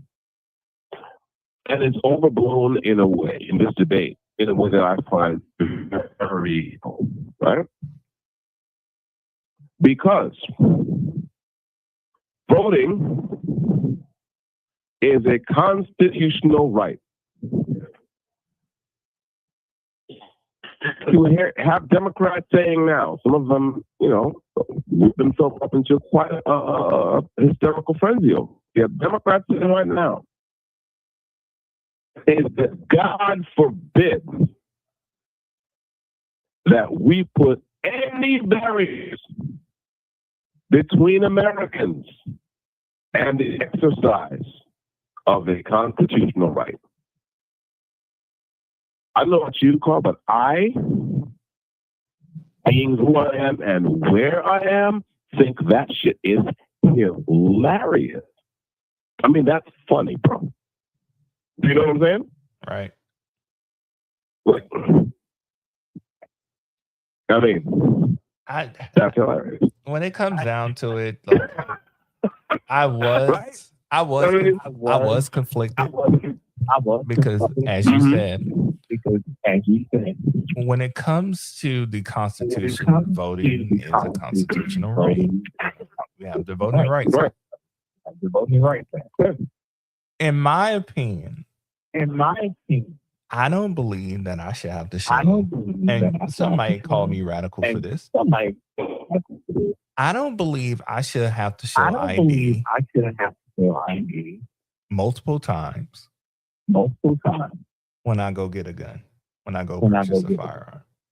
I don't believe in background checks. Anything like that. So when it comes to like voting, I feel like I shouldn't have to show an ID the same. But then I also understand this is a dirty game when it comes to the voting process. And what I mean by that is that we have people who will try to overinflate the numbers. With people who are not eligible to vote, whether they're citizens, non-citizens, or people who don't live in that state or live in that county or live in that district and things like that. So I can understand why you will want to fail safe to protect the integrity of voting, even though you heard in the news segment that there's not really like widespread voting fraud across America and things like that. Well, I didn't hear that. Yeah, they said. I heard them say that they said they didn't find that. Yeah. See, here's the thing. This is so. There's actually a couple of polls. Everyone listening to my voice should know that a poll is primarily a political weapon. Like, if you notice, Carl, like when we talk about stuff, I very rarely, if ever, talk about polls as such. I mean, I might talk about poll numbers for a politician. Mm-hmm. But in terms of like an opinion poll, I almost never talk. Why? Because every honest opinion poller will tell you that you can doctor a poll to get whatever kind of result the person who commissioned the poll wants to show. That's the first thing. Because I think they said something like, 80% of married women changed their or hyphenate their names or something like that. 80%? Recently married women. Men. Recently, okay, so recently. Right, so I mean, maybe, but it's like, what was the sample size? What was the geographical distribution? Where does these poll responses come from? So on and so forth. So I really don't jack polls at all. What I'm looking at is the fact that, again, we have a tradition of election fraud in this country, very obviously. It just anti-lefties refuse to look at the actual history of fraud, election malfeasance. It's strange. Be right. Our chief, anti-racist warriors keep talking as if the stuff that everyone knows happened, the stuff they can't stop talking about, they now want to act as if that never happened. That's the first thing. Okay. The second thing is that, look, in the first segment of the show, first couple of segments, we just got done talking about Luther Campbell in Florida, right? Who's talking about harvesting ballots?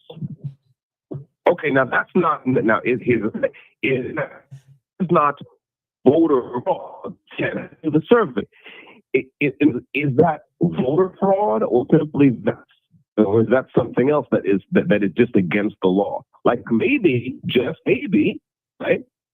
If you harvest a ballot from someone and go and submit that ballot, well, if the ballot is if the choice on the ballot happens to be the same as what the person indicated as their choice when you have them fill out the form in the nursing home, then you could argue that that's not fraud. But harvesting is a crime. So now here's a question: how widespread is ballot harvesting? I mean, if you have 1 minute left. Luther Campbell. is Democrat. If we believe Luther Campbell, right, it wasn't hard to spot people going into nursing homes in CD20 in Florida and doing ballot harvesting. And if it's that easy and it's done that openly, then it means it's probably more widespread than we think. How widespread, I don't know. But the idea that we don't need any more safeguards than we have is ridiculous. And again, as I said initially, what I find really interesting, we can discuss the merits and demerits, right, and the trade-offs, because there's always going to be a trade-off if you're trying to regulate your experimental right. But one thing, here now we have no trade-off people. Where with other rights, it's different. Well, of course, we have to, no right is unlimited. No right is unlimited.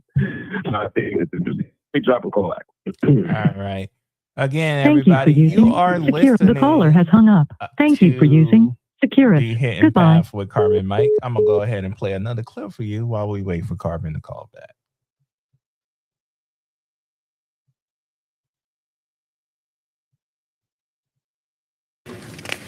Mr. President, later today, we will finish up the 21st Century Road to Housing Act, the latest piece of legislation in Republicans' affordability agenda.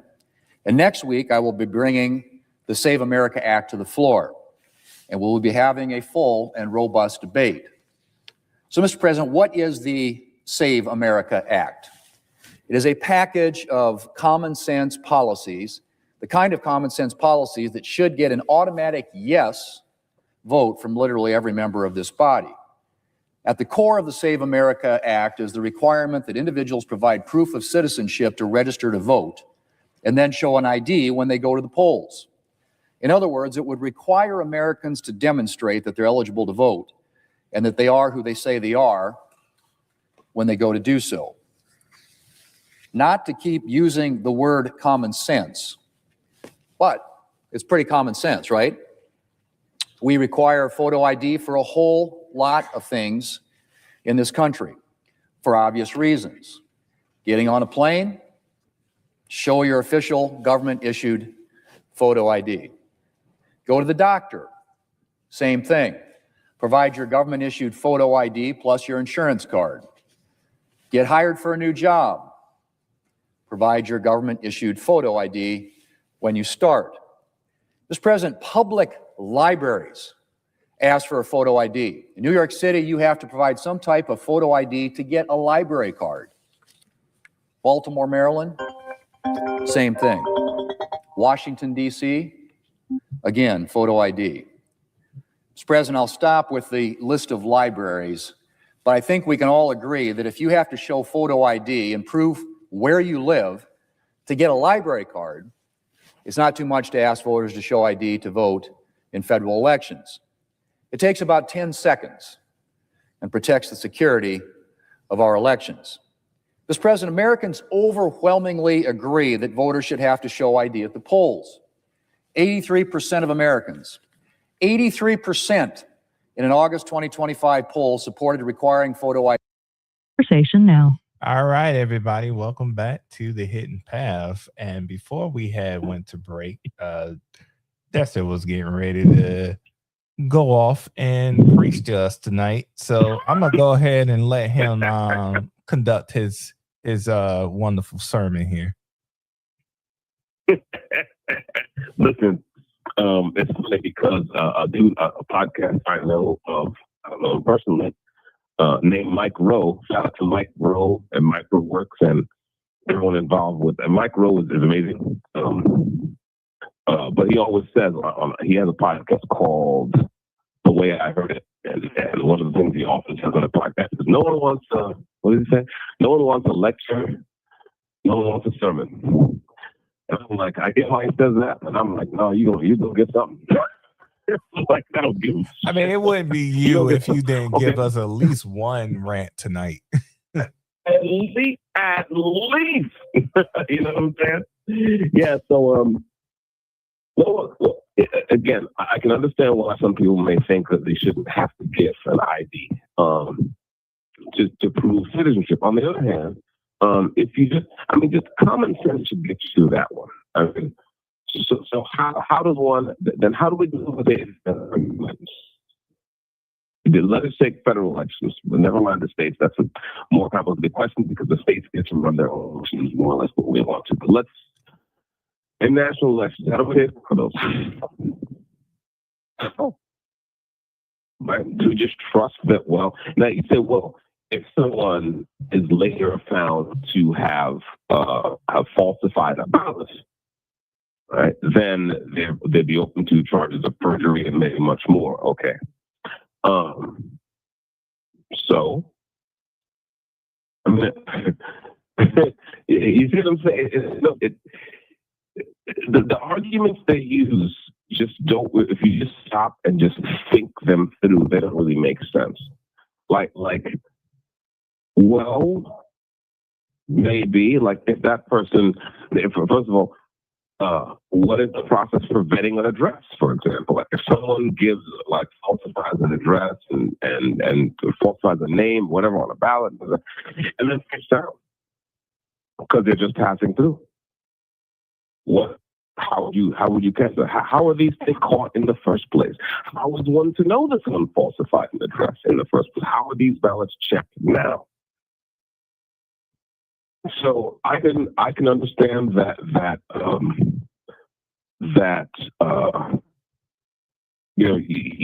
can understand the desire to have some way of safeguarding elections in that way, right?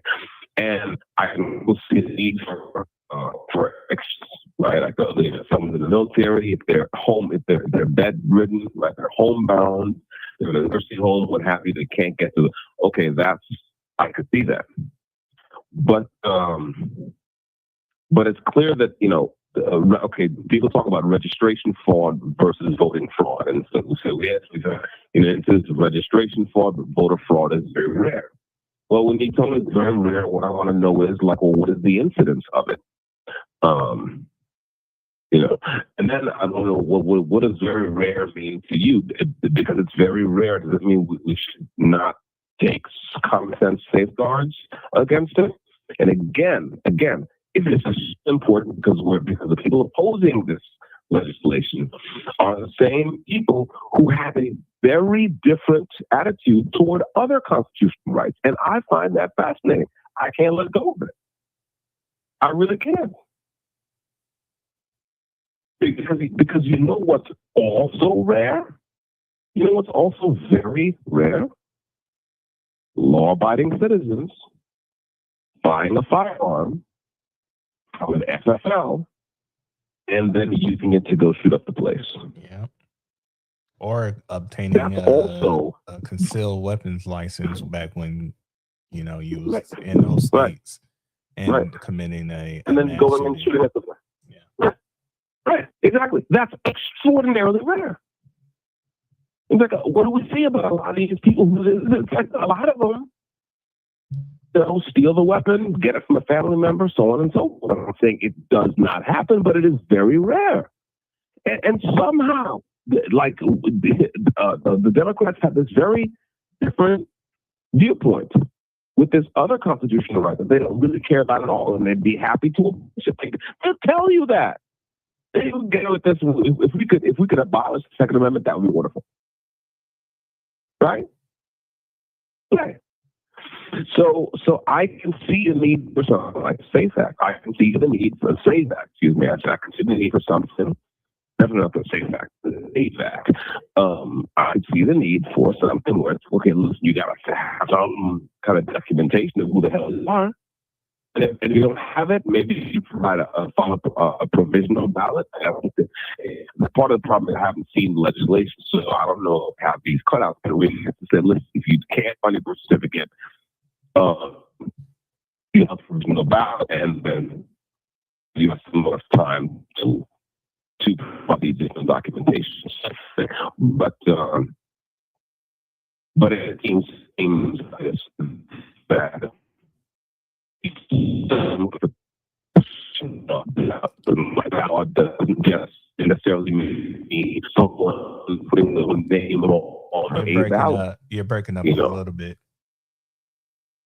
Let me move the tablet. Is that any better? Yeah, you're coming in Check better. 1 2. Check 1 2. You're coming in better. So, yeah, I would say that. But looking at the harvesting considered voter fraud? I don't know, but it's illegal, so there must be a problem with it. And it seems to be it's something that the City Act would do a lot to disable ballot harvesters from doing what they do, right? Mm-hmm. Now, I think the thing of having your ID to I don't know, the driver's license, that's a bad example because driving is a privilege, voting is a right. So you talk about having to show ID for different things. That's it's an argument, but my argument is simply this: we know that broadly speaking, election malfeasance happens, and we try to keep it to a respectful minimum. And so, if you care about the integrity of elections, then you should care about that. And I think that the primary problem here is that Democrats really don't care about the integrity of elections. They simply do nothing.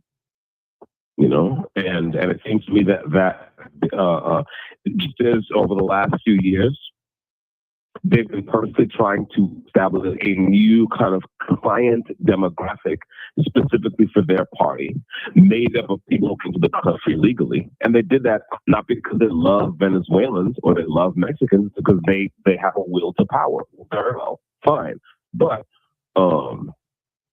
since they've demonstrated that's in their interest, I think we have the right to be suspicious when they get all weepy about voting rights and about constitutional rights in the context of something like the SAVE Act, especially when other constitutional rights don't appear to mean anything to them at all. So that's it. All right. So let me play another clip for you guys, and I want you to react to it. Dexter, this is John Thune talking about the best path forward for the SAVE Act. This was posted by Fox News YouTube channel about 2 weeks ago. Senate Majority Leader John Thune. Senator, Majority Leader, good to see you. Thank you for being here. Great being with you. President putting a lot of pressure on you, the Senate, to get it done. Right. There are two paths towards it. The Mike Lee path, you stay in session, you take to the floor, real filibuster, versus the Lindsey Graham method, which was he thought you could do it through reconciliation. Right. Well, and I think probably the best path to success is through budget reconciliation. And we can't do everything in budget reconciliation, but we can do parts of it. The one thing about the talking filibuster, and it hasn't been used in something like 100 years. People point to the Civil Rights Act of 1964, but that it actually was done under regular order. They invoked cloture, passed it that way. But you turn control of the floor over to the Democrats. It's not only unlimited debate, it's unlimited amendments. And the Democrats will have a long list of amendments. And so every time they get an amendment, get it considered, gets disposed of, the clock resets. Every Democrat can give 2 hours of speeches. So that's 47 or times 2, 94 hours of speeches. And then every time you have a vote on an amendment, you go back, start all over again. So the Democrats, this is something that they're salivating over the opportunity to have, is a talking filibuster. So that isn't the best path in my view.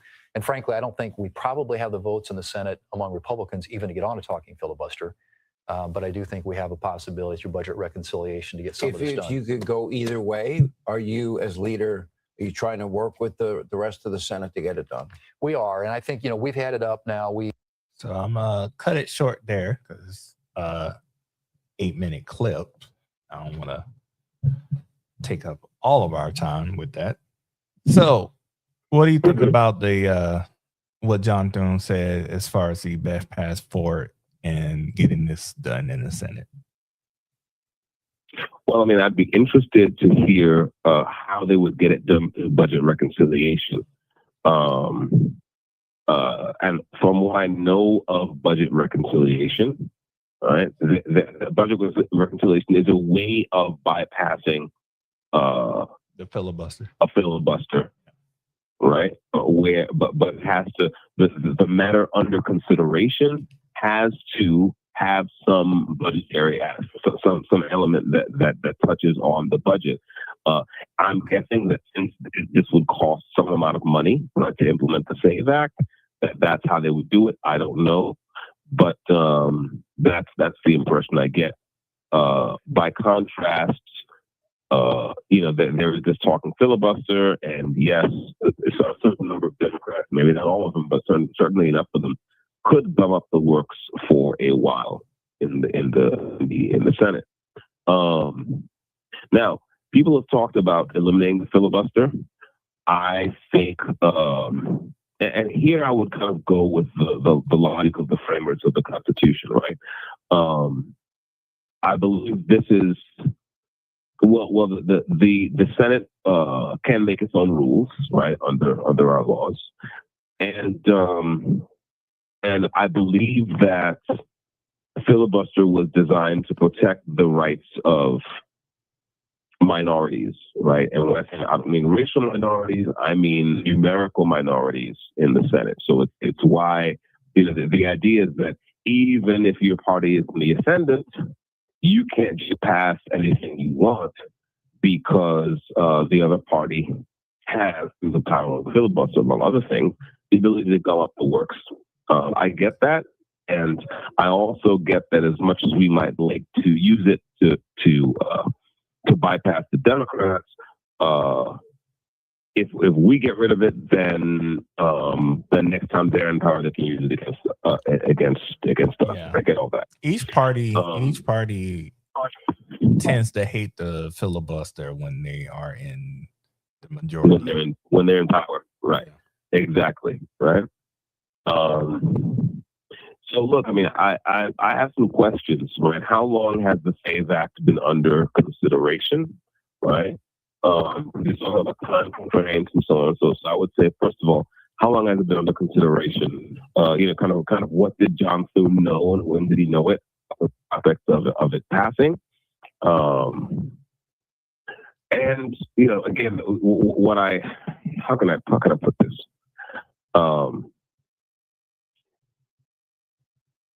I could understand that conservatives of good conscience in the Senate might have a problem with this or that provision. They might want to amend it, what have you. What I don't get from John Thune in that clip, right, is a real sense of urgency. Just over two right? years, the SAVE Act has been under consideration. Okay, so that's an awfully long time. I mean, I just want to point that out. I didn't want to go off with that. Yeah, that's 2 years. That's a lot, right?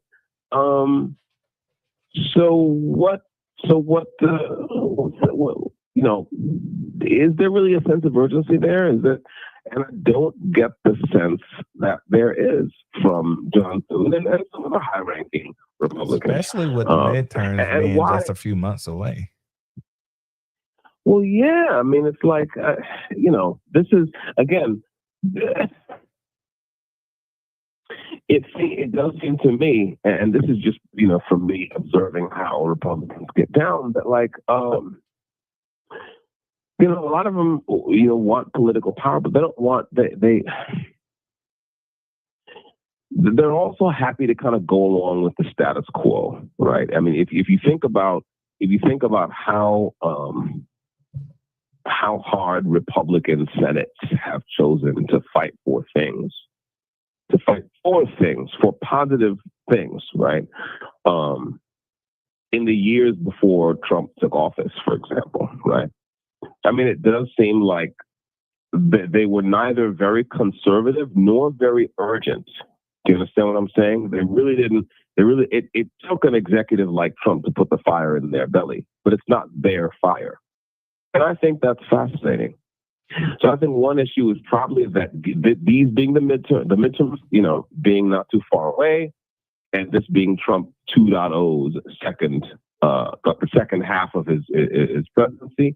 The whatever little urgency they might have had 2 years ago has largely evaporated. Everyone's thinking about repositioning, right? They're thinking about where they're going to sit next, and so on and so forth. I think, and there's probably some number of Republicans who are not really, who were never really interested in actually taking the fight to the enemy, right? And actually picking these big conservative fights with the Democrat or progressive industrial complex, right? Think about how, I mean, in other words, like, okay, so Trump has gone after Democrats in certain states for fraud, right? And given the numbers that we've seen coming out, the initial numbers we've seen from states like Minnesota, you would have to conclude that this has been going on for a while, right? Where was the fire in the belly? There was none. So this is my problem. I think, from what I can tell so far, John Thune seems to lack the fire. He's happy to go with the president, so to speak, on his major agenda points, but I don't think it doesn't seem to me as if he gets the gravity of what's going on, right? And I think that is a problem. Again, if a Democrat in California, excuse me, not California, in Florida, if a Democrat in Florida is going on social media and claiming that he is seeing people do ballot harvesting, that's in one district. How widespread is that? And again, that is you might not be able to argue that is when ABC or CBS or whoever does their poll or missions their poll on election fraud, ballot harvesting might not even be something they consider. But that would be crazy because that's a huge attack surface, right? It's almost like, it's like that. I have to remember that I have a background in the tech industry. This is like, look, at a certain point, right? I started my career around the time the web started to become, the internet already existed when I started working in computers. But in the mid 90s, right? I got my first startup job in around 1994. In the mid 90s, the web just started to be a thing.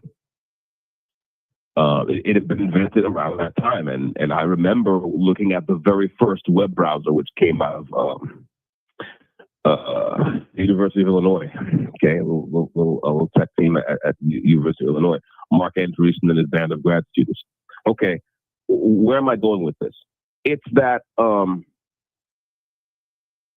computer security, right? Computer security was a thing, but it wasn't much of a thing.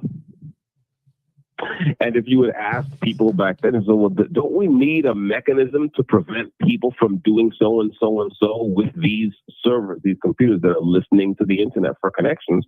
And I said, well, I mean, the actual incidence of people breaking into computers is relatively small compared to how many computers we actually have on the internet, because the internet did exist then, right?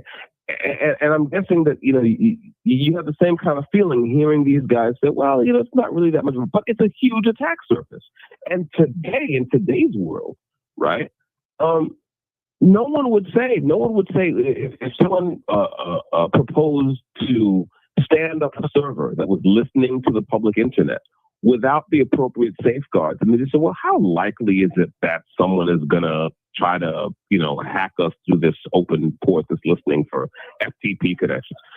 You say, well, never mind the numbers. The fact is that it happens all the time. So let's just defend against that, because if we lose that, if someone blows through that attack vector, we lose all the marbles, right? And so this is where we are. It almost doesn't matter that you find a poll that tells you that election fraud, so to speak, is rare. The point is that if it's really rare, we should want to make it more rare. And by the way, in that clip you played for me, in the initial clip you played for me, where they had some guy saying, well, da da da da, and in fact, this year the elections are stronger than they were and he cited some previous year. Like, well, the elections are safer, more secure than they were. I was like, that's interesting. So he's conceding that there was a problem. Right? I remember at some point, I think it was maybe I can't remember which election, this was recent, right? And someone said, these are the safest elections, the most secure elections we've ever had. Oh, really? Okay, so can we go back and talk about what made those other elections insecure? And how we can know there's no cheating? First of all, how we would describe cheating? How you'd find it? What's interesting, going back to the IT thing, most attacks are not at the time that they're being made. They're detected after the fact. They're detected forensically. You go back and you say, hey, wait a minute, what happened here? Let's look at these logs or whatever. Oh, yeah, someone was attacking us. Right. So I think it is very important to close off these attack surfaces before the fact, especially when it comes to something like elections. Not is the SAVE Act perfect? I would guess it's not, because there's no perfect legislation. Are there parts of it that can be improved? Probably, right? I have not read it, so I can't opine too deeply on that. But what I can say is every Republican should have a sense of urgency. Every conservative who says he cares about the future of this republic should have a sense of urgency. So, because all you have to look at is the people streaming into the southern border of the United States through Eagle Pass back during Biden's administration. All you have to look at is, again, the progressive industrial conflict when it comes to taking federal money and just handing it to people who show up, right? Because they just came into the country. Well, you just look at this stuff to say, okay, someone is pulling a jack move somewhere, and we have to find a way to cut them off at the pass. And so I think John Thune and every other senator, both himself and conservatives, should have a much greater sense of urgency. And it seems to me that's it. So I want to get the opposing parties' reaction to the SAVE Act. How do you feel about Chuck Schumer before we start? How do I feel about Chuck Schumer? Yes. Can't stand him. Just to be honest with you, can't stand him. So I'm going to play a clip for you guys, and you, Carmen. Chuck Schumer on why he opposes the SAVE Act. Okay. Okay. Good afternoon, everybody. And I'm delighted to be joined by my colleague, Senator Klobuchar and Padilla. I may have to leave. I could then come back because I got to speak for a couple of minutes before Thune lays down his motion to proceed. Okay.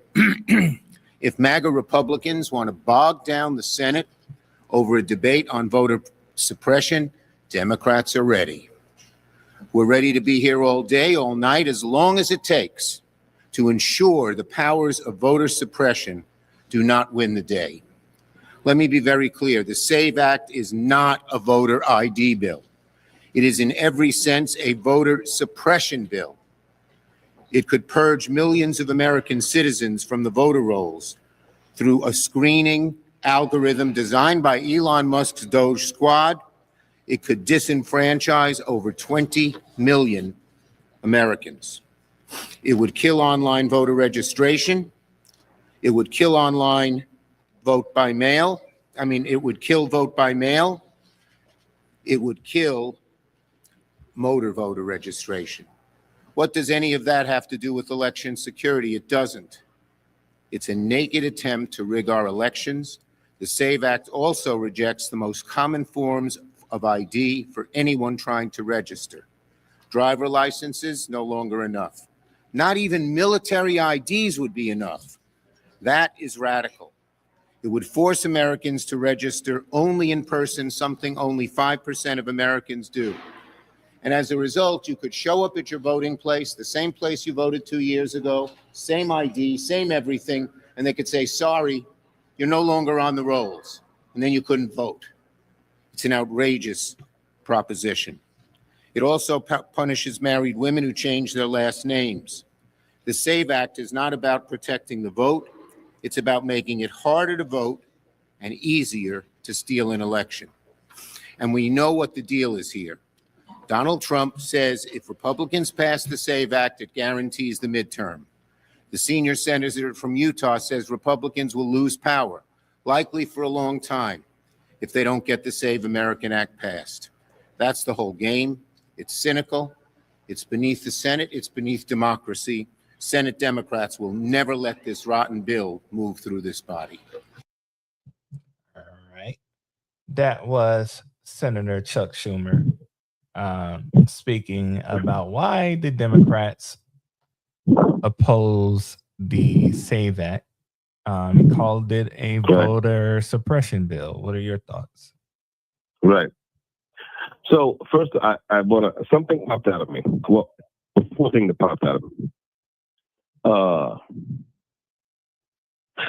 Okay, so earlier you played from John Thune, the leader. Mm-hmm. And now we have Senator Chuck Schumer, who I believe is the minority leader, right? Yeah, correct. Okay, so the most obvious difference between those two clips, aside from the fact that they're coming from the different opinions, obviously, right? The most obvious difference, right, is you can tell right away that Chuck Schumer has a fire in the belly. Yeah. Right? Yeah. I mean, in other words, you can see right away. It's like he came out on offense, right? And the majority leader, right, at a time when, again, we are at war with the enemies of this republic, many of whom come from or act on behalf of or under the rubric of the Democratic Party. At the time when we're having this political war with them, he is coming in as like, well, you know, I think, I mean, right? And Chuck Schumer came out and was like, no way, horrible. I'm like, well, that's interesting. That difference in energy is what I find interesting. Right? And I'll leave that for a moment.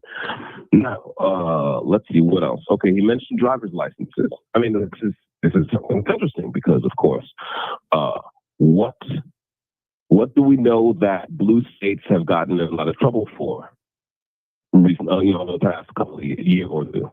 You have 1 minute left. It's granting driver's licenses to people who are not supposed to be in the country. Yeah, especially CDLs. I mean, the express CDLs, right? So, here, let me drop and call you back and finish out this segment. All right. You guys are listening to the Hidden Path with Carbon Mike. The caller has hung up. Going to terminate, but while we wait for Carbon to return, I'm gonna go ahead and play some more clips for you. Just give me a second here. This is Chuck Schumer speaking about the SAVE Act and calling it the Jim Crow 2.0. You can't make this stuff up, so. It has nothing to do with protecting our elections and everything to do with federalizing voter suppression. The SAVE Act is nothing more than Jim Crow 2.0. If the SAVE Act were to become law, online registration by mail, and registration drives would become a thing of the past. If you're one of tens of millions of Americans who does not have access to your birth certificate, or if you're one of the 50% of Americans who don't have a passport, the SAVE Act could make it impossible for you to participate in elections. It would lead to massive purges that inevitably remove legitimate American citizens, legitimate citizens who have the right to vote from voter rolls. And even married couples aren't spared from the SAVE Act. If you get married and you change your last name, you too would be at risk under the SAVE Act of getting booted off the voter rolls. This is just an outrageous piece of legislation. It's turning the clock back 100 years. Conversation now. All right, welcome back to the Hidden Path here on with Mr. Carbon Mike and myself, Carl. We're continuing our discussion about the SAVE Act and John Thune, who is the author of the SAVE Act. He is the lead, he's the number one name on there, and he is the Senate Majority Leader who needs to get this bill passed before election day in November. Before you disconnected, you spoke about the contrast between Chuck Schumer, who is the minority leader of the Senate on the Democrat side, and how he seemed to be, well, not seemed, he was fired up to challenge this bill. And, you know, before you came back to us, before you came and joined us again, I was playing a clip for the audience where where Chuck Schumer called the SAVE Act Jim Crow 2.0. Oh, Jim Crow 2.0. Yeah. That's a ritual. That's a ritual. They call everything Jim Crow, to be honest. Everything is Jim Crow. Exactly right. Come on now. The sun rises in the east, and they call that Jim Crow 2.0. Please. Look. Yeah. So what I was going to say before we broke the last segment, right? Before the end of the last one was this. It is interesting to me. Okay, so we're against the backdrop of this earlier clip you played, right? Where this person, I don't remember what his name was, whatever, but he said that, you know, election fraud is very, very rare. Okay, vanishingly rare. All right. Now, on the other hand, right, we know that we've seen a federal crackdown on states, multiple states, right, mainly blue ones, right, where numbers of people have been issued driver's licenses, including commercial driver's licenses, who are not in the country, who are not American citizens. Okay. Now, here's the question. How long have non-citizens been able to get driver's licenses? And if, as Chuck Schumer just said, right, driver's licenses have been one of the things that were always acceptable as ID, then the question is, how long have people who are non-citizens but who have driver's licenses, how long have they been able to vote? And is that not an issue? Do we really want non-citizens to be able to participate in federal elections? Are you sure? Right?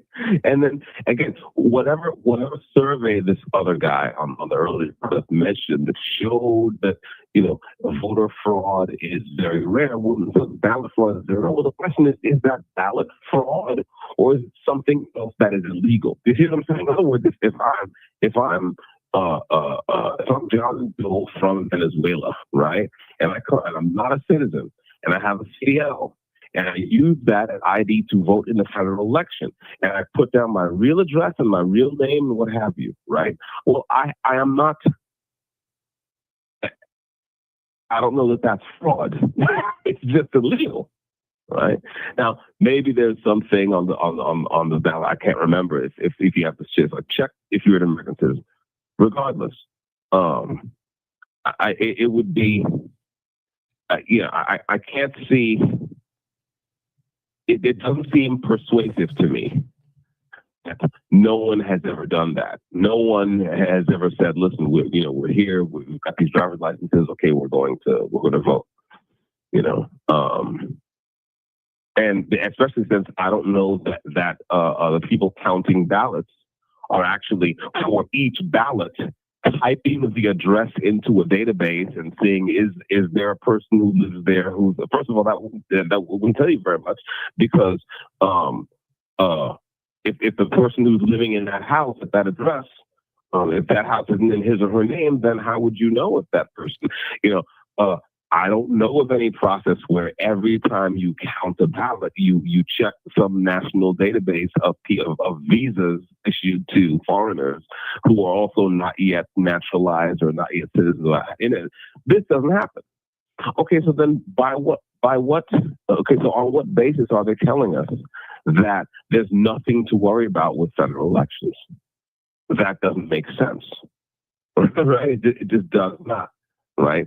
Some significant, it seems reasonable, right, to assume that some significant number of people who were not American citizens have voted in recent elections, right, in which they had no actual right to vote. But the problem is that the way, no matter what these people tell you about, well, yeah, but that would be a felony and this and that thing, separate from all that, the fact is, well, yeah, but it may be a felony, but it's an untraceable felony. How would you trace it? Right? Especially since, right, many of these blue states have also refused any kind of audit of their voter rolls. And you can say, well, that's their right because the states have the power to regulate the elections. I mean, fair enough. Okay, but then you have no convincing point to make about the rarity of ballot fraud, or the rarity of election malfeasance, the rarity of people not voting in elections where they should not vote. You have, by all means, take your data to yourself. And if Trump has to see it, tell them to go fuck himself. Okay, fine. But then you have no grounds to say that. Well, yeah, no, everything is fine. Everything has been fine for years, especially when once the Secretary of Transportation comes and does an audit of your systems, you find mad people who got CDLs. Who knows about regular non-commercial driver's licenses? How many of those have been issued wrongfully to non-citizens who can then take those and use them to vote in elections? So again, there is a problem to be solved here. Now, is the SAVE Act a good thing? Well, I'll go back to our friend Thomas Sowell, who always liked to say, hey, compared to what? Is this good? The next answer to that question is another question, compared to what? The SAVE Act is better than doing nothing. That seems clear, right? Could it be better still? Maybe. But something should be done, because this is an attack surface that is simply enormous, and the value to an attacker of breaching that attack surface is almost infinite.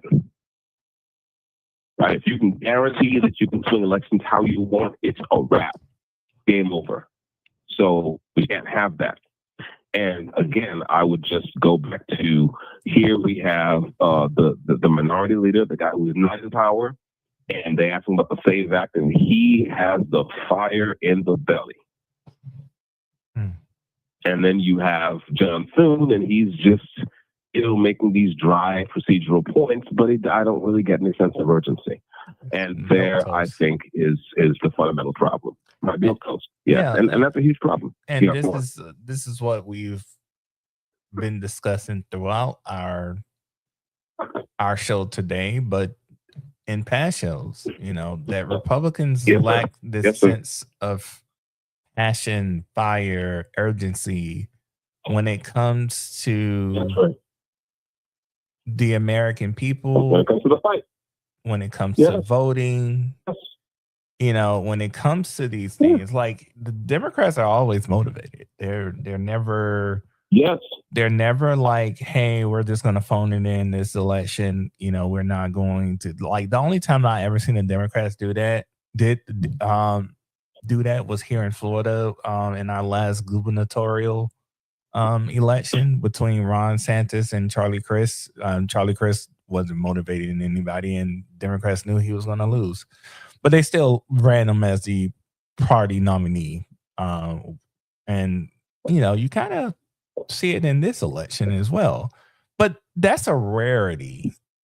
Throughout the country, you see Democrats are very passionate, motivated, competitive, which is I think it's the best word I can use to describe the Democrat Party right now. They remain competitive. They want to be in the fight in every election, no matter if it's the most ruby red, solid red state.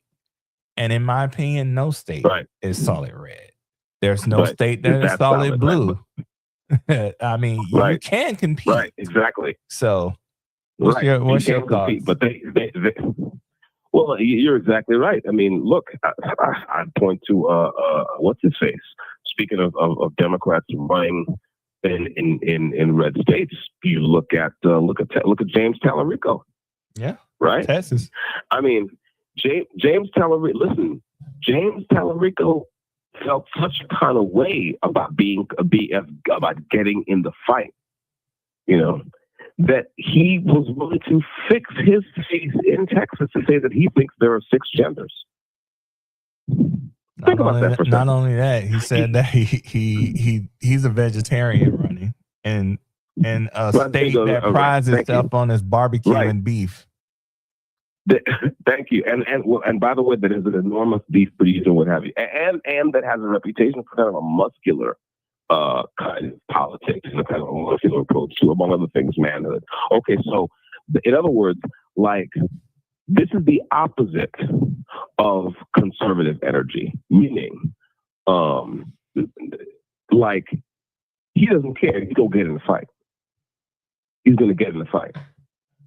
Atheists will tell you that. And conservatives, on the other hand, will go into places where very obviously there's an appetite for a different message. There's an appetite for a message about smaller government. Right? There's tremendous dissatisfaction with an incumbent. And Republicans will refuse to try to get in that fight. They'll just stay out of it. This is the difference between the John Thune energy that we heard and the Chuck Schumer energy that we heard. Those 2 clips, to me, are a microcosm of the larger problem in this country that, you know, Carl, I am always talking about. Right. That's it. Yep. And, you know, I want to know from our listeners, looking directly at you, the person who's watching and listening, as a conservative, does that frustrate you? Listening to those 2 clips, listening to John Thune sounding all calm, cool, collective, with no sense of urgency, just, you know, like it's another Tuesday, and Chuck Schumer sounding like the world is coming to an end. Right. Chuck Schumer called this bill voter suppression, Jim Crow 2.0. Right. He is showing a level of urgency that is consistent with fighting. And John Thune sounds like, hey, you know, if it gets passed this week, cool. If it doesn't, you know, we might go back to the drawing board or something like that. So, you know, I was saying this is something I would say. You know, and asking the viewers, the listeners, because it definitely frustrates me. But yeah, that's a good question for our listeners, right? Is it frustrating to them? Listen, I was saying this years ago that that one of the problems with our political culture in this country is the conservatives, especially when it comes to talking to young people. I used to talk a lot to people about that, like the kind of the seeming leftist radicalization of some of the young people. And like, well, what's the problem? How come all these young people are deciding to be quote unquote woke and this and that and the third? I said, well, look, I'll tell you one of the problems is that the conservatives have a branding problem. They have not figured out how to tell an exciting, an interesting story about the future, about potential to anyone, but especially the young people. Okay? Lefties and progressives show up and they're like, we are going to save the world together. That's what they say. Now, it's bullshit, but I'm saying, but that's look. If you had a choice between team superhero and team accountant, well, I mean, come on. And you're like 19, right? Or, you know what I'm saying? Yeah. Well, come on, it's obvious. Yeah. This is not right. I mean, it's obvious. You're going to go for the more exciting option. Of course. They have a story. And I'll tell you what's even worse. I was listening to, going back to Mike Rowe, and like I said, I love Mike Rowe. God bless him. But I thought it was interesting that this, he had it recently on his podcast, which is called The Way I Heard It. It's a great podcast. I'd encourage anyone who's listening to go to that podcast and to everything else that Mike Rowe's doing, because he's amazing. But there was a guy recently on his podcast named Bill Whittle, and the title of this episode of the podcast was called "Communism for Dummies." Bill Whittle is taking the anti-communist side, for capitalist side. God bless him, wonderful.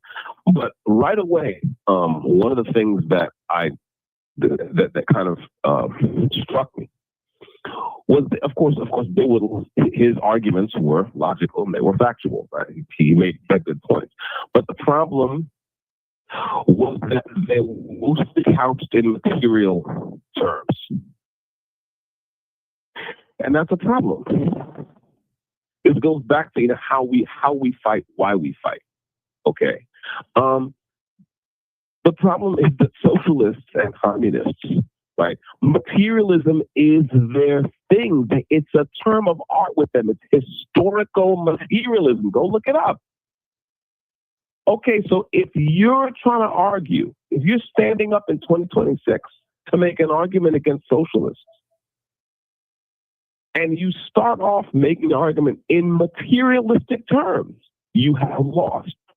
Because you have chosen to fight on the enemy's ground, which is a ground that is very well prepared. And we should not do that. Because, of course, material matters, right, are not the primary argument against socialism. I can think of one extremely good argument that has nothing to do with more stuff, less stuff, or who gets the stuff, or how much do you pay for the stuff, or what have you. And there's one very good argument, which is, someone tells me they jack those. I'm like, do you trust governments? Do you trust governments? Like, do you trust governments? Well, you know my answer. Right, exactly. So the point is that it's called an 18-year-old. It says, yeah, social. Like, do you trust governments? Okay, so why would you jack a system that requires you to give a government, some power that you can never take it back? Why would you do that? Let me ask you. What's the right? Let me ask you this question. Do you believe that the Republican Party or conservatives, within the Republican Party, are taking their voters for granted? Mm-hmm. Yes, that's obvious. Obvious. Of course they are. Because where else are they going to go? Right? They always say things like, well, we just can't let the Democrat win. And I feel like the voters are getting tired of that mantra. Well, yeah, the thing is the same. That phrase that you just said is the same problem. It's like the negative. We can't let them win. No. We have better ideas. Right? Their ideas are stupid. Our ideas are good. This is exciting. Come look at the next 5-10 years of growth. Come look at, wow, we're going to unlock this. We're going to open up that. We're going to fuse and watch this and light up this city, right? With grassroots prosperity, huh? Look at all these people waiting to get the foot off their neck. Can turn their assets and skill sets into prosperity. Look at how wealthy Chicago is. How much well off could its people be if the people walking around every day trying to hustle to make a living were allowed to turn their skill sets into prosperity, assets into prosperity, right? So they're taking their voters for granted. They're also taking, it's more than taking things for granted. It's more like they're taking the argument, right, as a foregone conclusion, right? They think that, well, because we won the Cold War and the Soviet Union was what it was and Venezuela was what it was, that all they have to do is say, hey, look, that was terrible, right? And done. No. No, that's not good enough. That's obviously not good enough. So that's also something taken for granted. And lastly, what they're taking for granted is they're taking for granted the idea that at one time they were supposed to be. Well, they've forgotten that they're supposed to be the party of business, party of ideas. But business doesn't just mean Chevron or IBM or Google or whatever. It also means Eric Garner. Mm-hmm. It also means Eric Garner. And I'm going to hammer him on this because, again, Democrats want you to focus on the fact that he's black and the cop that killed him was white. I think that is an important fact, but if you just put that fact, keep that fact in your field of vision, but put it off to one side, right? And just look at the fact that Eric Garner was doing business. Yeah. He was a businessman. He bought a pack of cigarettes. And he stood around. I would bet you folding money they had an agreement, an informal agreement with the person who ran the establishment he was in front of, right? Like so many of these guys are like, no guy like Eric Garner. That's what they do, right? At the end of the day, they go and they'll give the guy on the counter at the liquor store a little 20 or 30 or 40 or whatever, right? And it's kind of an informal concession. The guy at the liquor store has another pair of eyes on the street. Right? Someone who doesn't want liquor may come by and say, "Oh, yo, Eric, what's up, man? Let me get a cigarette." Okay, but here's $1, and he's like, I'm gonna get a little something to drink while I'm here. Okay, a businessman. Mm. Well, you see, okay, businesses cut deals like that all the time. Of course. Listen, this is that, but that's what I'm saying. Ground up growth, ground up, bottom up deregulation. Is that what I'm saying? Right.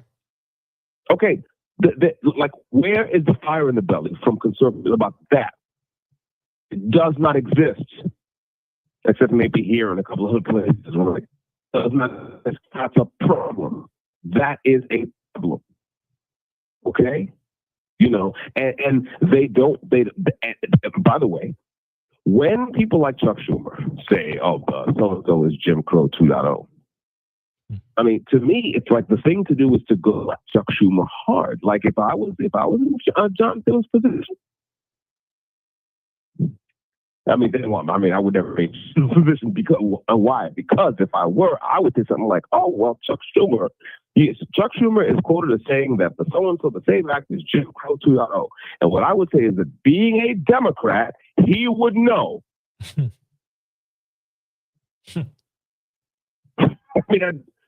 He would. I mean, and you don't have to go into the cliche about Democrats being a real racist. Forget about that. The real racist is whoever has stupid-ass racist ideas. The question is, like, who was the architect? Who architected? Which one is the architect of Jim Crow? And that's obvious. Yeah. And I would lean right in. I would say, you know something? We Republicans bear some responsibility for their bullshit because while they were doing it to y'all in the South, we were in Washington and several other states trying to pretend like it wasn't happening, and that's our fault. That's our bad. But they were actually doing it, and I would lean more. I would say, like, who do you think they're trying to displace? What do you think? Listen, if I were a Republican, I would go to Chicago to talk about the SAVE Act.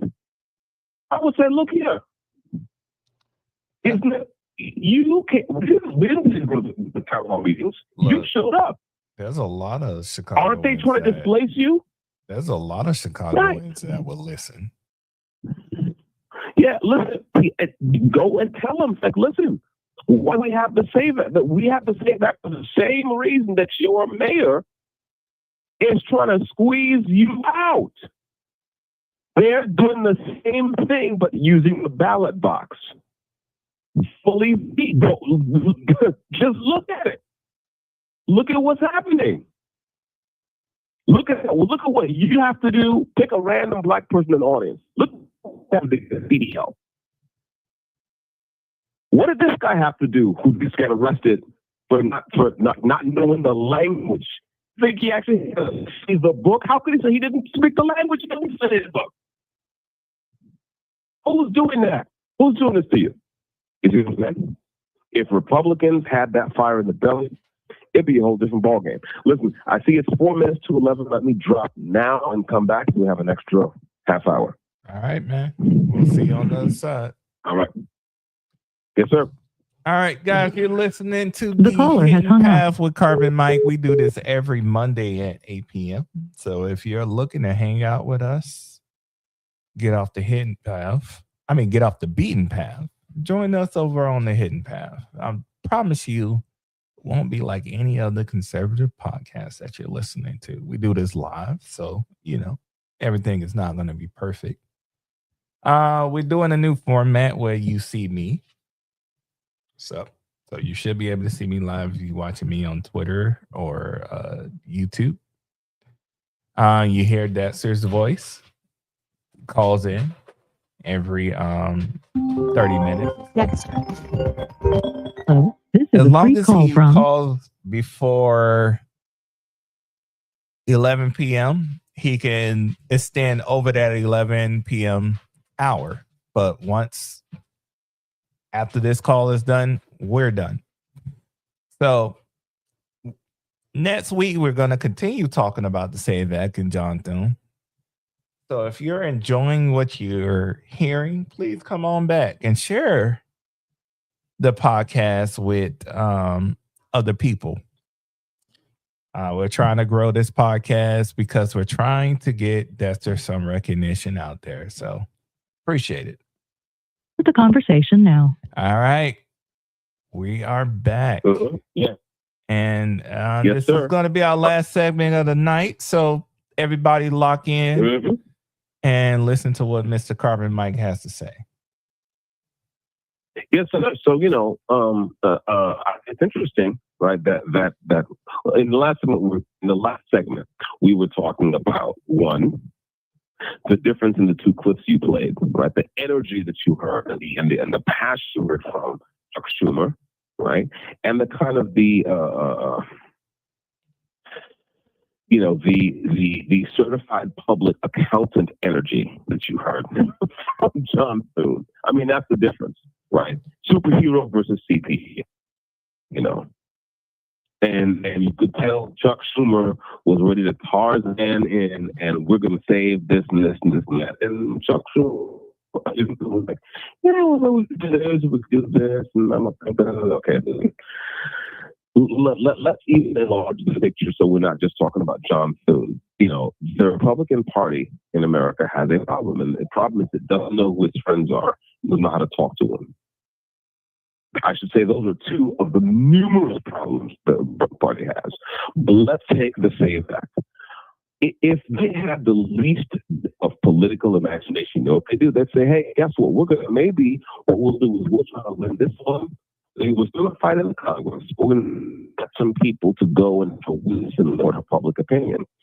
If we can't win this on the floor, at the very least, what we can do is we can inflict some political embarrassment and damage on Democrats. So then you pull up the numbers and you look at the places in the country where there's Democrats in the city and when the people are disgusted, and then you go and you talk to them and you're like, listen, what do you think is going on? You go and you say, where are people? Oh, yeah, that's right. See a number of black people in Chicago who are furious about illegal immigrants.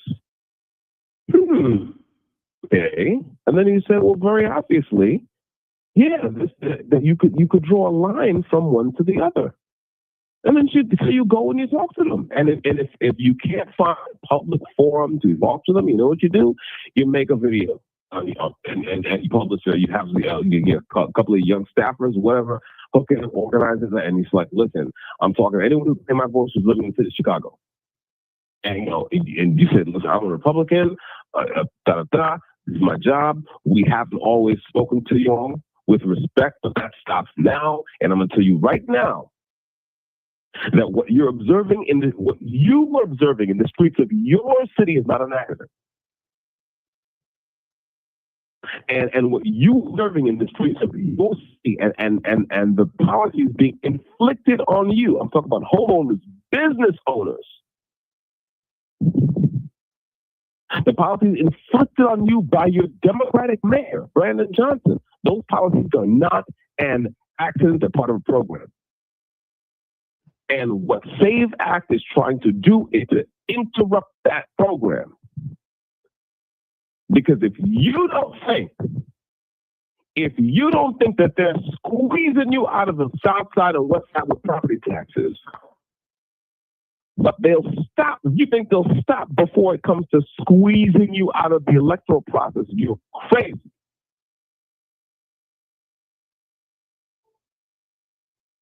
And you know, just lean into it. Yeah, you know, Chuck Schumer called the SAVE Act Jim Crow 2.0. Let me play you a couple of clips from your mayor, Brandon Johnson. You can play the clips where someone asked Brandon Johnson a math question, and his answer is racism. There's no sort of shit like, right? You know, you laughing because you know it's true, Yeah, right? it is. It's just right. Someone will ask him a question about math, and he'll be like, "Bro, slavery was real," and you're like, "Well, what? No, that's about the budget, bro. What are you talking about?" Okay, listen. This is how you beat people like that. You don't beat them by pretending the shit is like it's an embarrassment. Oh yeah, it's too bad. You know, we don't like to talk about racism because it just, you know, the focus groups have shown us that people are uncomfortable when we talk about race. I mean, that's how these Republicans get down. They get down as if everything they do has been focus groups, right? And it's like, well, people are uncomfortable when we say things like that. They just want to focus on. Never mind that shit. You get out there and you lean into it. You hit hard and you hit to put your man down. You hit to win. Huh? Oh, yeah? That's the strategy? Oh, no problem. I'm going to get every clip where you do that shit. And I'm going to go try to seek out the people who are furious at it. I'm going to say, see that? See that? Okay. Now listen to Chuck Schumer saying Jim Crow. Okay, now listen to Kathy Hochul saying the black kids can't use computers. Okay, now listen to put it together in one place. You know, you might say, well, people can find those things. Yes, people can find those things on their own. And maybe many people do find those things. But the thing is that what you don't find, like what you find all the time, right, is Republicans using those things, right, in the most retarded way possible, which is as an attack line against voters, right? Am I wrong? No, you're not. Right? When you hear Kathy Hochul say her bullshit, right? Then conservatives take that and use that to attack black voters, which is moronic beyond belief. Yeah, use it to attack her party. Use it to attack her party, stupid. Exactly. Dummy. You know what I'm saying? I got an interesting clip that I want you to react to because we were just talking about Brandon Johnson and Chicago Democrats. Yes, sir. This is a resident, who identifies as a Democrat. So she's a voting Democrat, and she's pushing back on Chicago Democrats' voter ID claims. So let's go ahead and play that. Black people's voting is not in danger, and you know it's not. And you know it's not. I'm 63 years old. I've been voting since I was 18. I have never had a problem voting. Sitting up here manipulating the Voting Rights Act like something's getting ready to happen to our right to vote, when you know that's not true. So now you all gonna drag black people in here, definitely some senior citizens, and gonna have them come up here and talk about how they scared to vote. All that junk, when you know it's not true. Just like you sit up here and make like black people can't get IDs. Us requiring IDs to vote, it's gonna stop black people from voting. Why black people ain't got IDs? See, you all get more and more ridiculous. But you can't, in this room full of these black people, talk about that federal case that just got filed Monday that's talking about how you all are stealing property at Cook County sales. Where the black people in here? Raise your hand that if they told you to come in here to talk about how your property got stolen. Where you at? Huh? Because we got commissioners in here that know for a fact it's happening. Catskill, you know it's happening. Lori, you know it's happening. Michael Scott, you know it's happening. Lamont Williams, come on, you give up cases for the county. You know it's happening.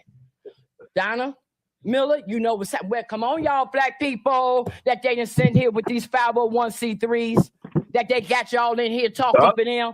Why y'all ain't in here talking about how they stealing our property? 1 minute. Where y'all at? Come on, because y'all getting ready to come up here to this mic and lie for the cameras to say that black people's voting is done by this Louisiana thing and Donald Trump and the Trump administration, when Donald Trump is in front of the Supreme Court right now, fighting for the 14th Amendment, saying that black people, that amendment was for black people. 30 seconds. Not for birthrights, not for people to anchor themselves over here illegally. And they got y'all black people in here getting ready to talk against him. I mean, y'all real sick up in the head. You sick in the head and more sicker in your spirit. That is now. All right. So that was a fiery speech. That was a fiery speech. That woman is, listen, I don't know who that was, but she was doing the Lord's work. You hear me? Yeah. Doing the Lord's work. Yeah. And my problem with Republicans, you want to know why the Republican Party is on my shit list? Because they should be taking up stuff like that and running with it. But they don't. What they do is they say, that you've heard them, Carl, you and I have been in the spaces. You've heard these people and talk about, they're just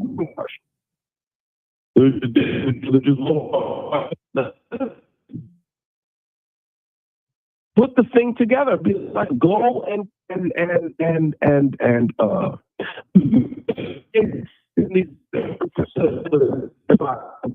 You're breaking up a little bit. That's how is that? Better? It's a little better. Check 1, 2, 1, 2. That's Check better. 1, 2. That's How good. is that? That's good. That's good. Okay. So yeah, go over to these people and make your case in the communities. I mean, and make your case.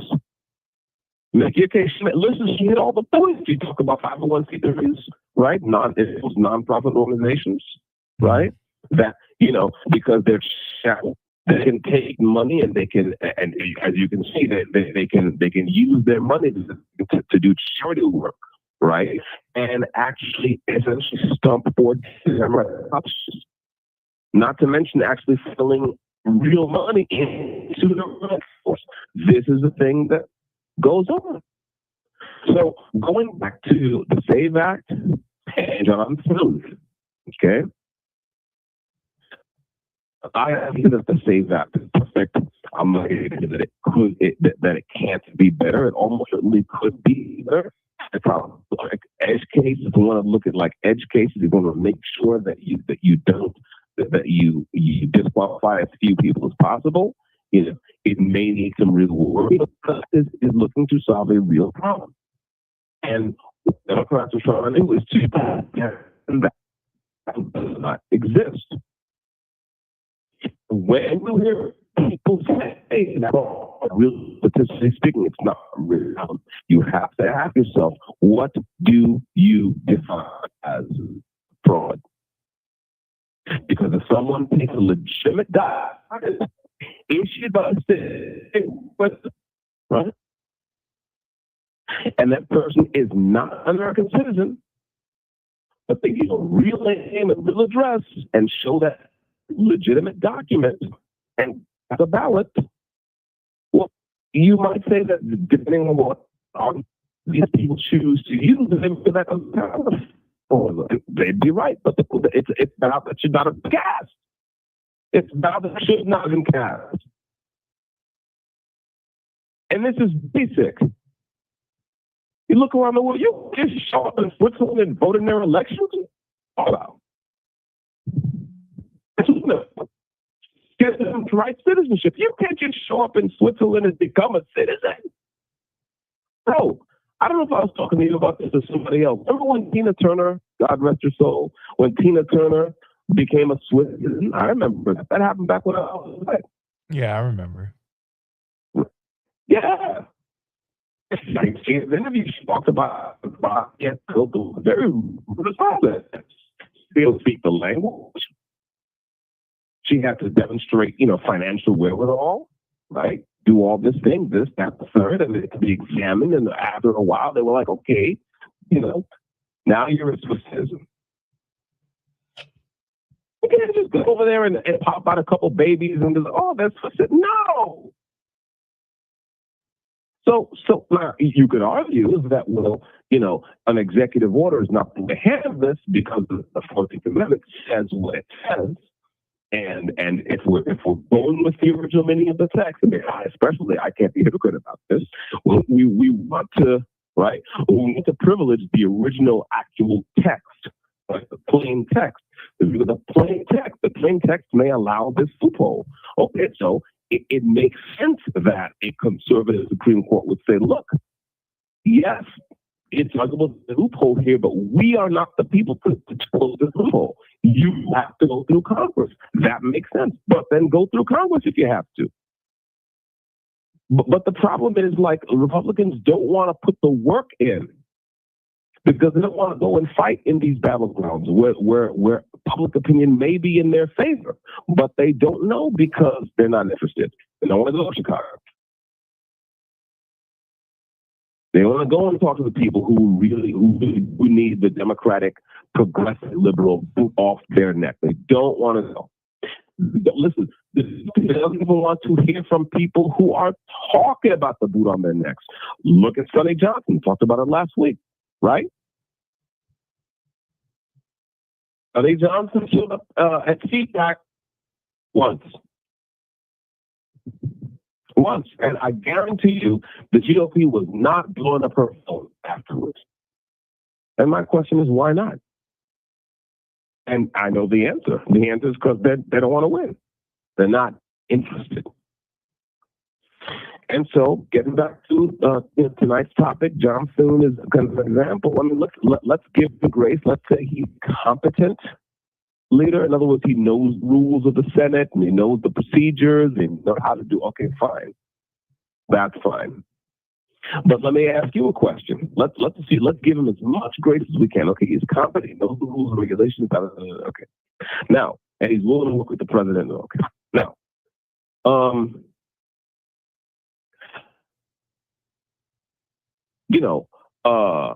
a soldier, right? A soldier who is garrisoned, who's at his barracks, whatever, may know perfectly well how to shine his shoes and how to arrange himself and put on his dress uniform and adopt the right posture, right? And march in formation and what have you, right? He may know how to do all those things. And you may say, yes, this is a fine soldier. Okay, but the problem is, if your nation goes to war, and if you have to go to war, then all those good things, like knowing how to keep your footlocker in order, and knowing how to keep your space clean, and knowing how uniform has to be arranged, being able to march formation and drill and so on, knowing how to strip your weapon and keep it clean, all that. That's great, but it's not enough. What else do you have to have? You have to have a fighting spirit. The enemies of the republic, right, are upon you now. And you have to close with and destroy the enemy. And that requires more than just precision by book. It requires more than like a barracks room precision. It requires something more, it requires a fighting spirit. And John Thune, I think the most the most appropriate indictment I can hand down is that he lacks the fighting spirit, and he's right? And you at least he gotten some number of things on the president's agenda. I don't wonder what he's supposed to do. Is it enough? No. And that's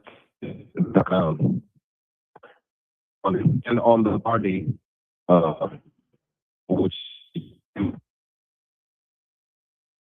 that's it.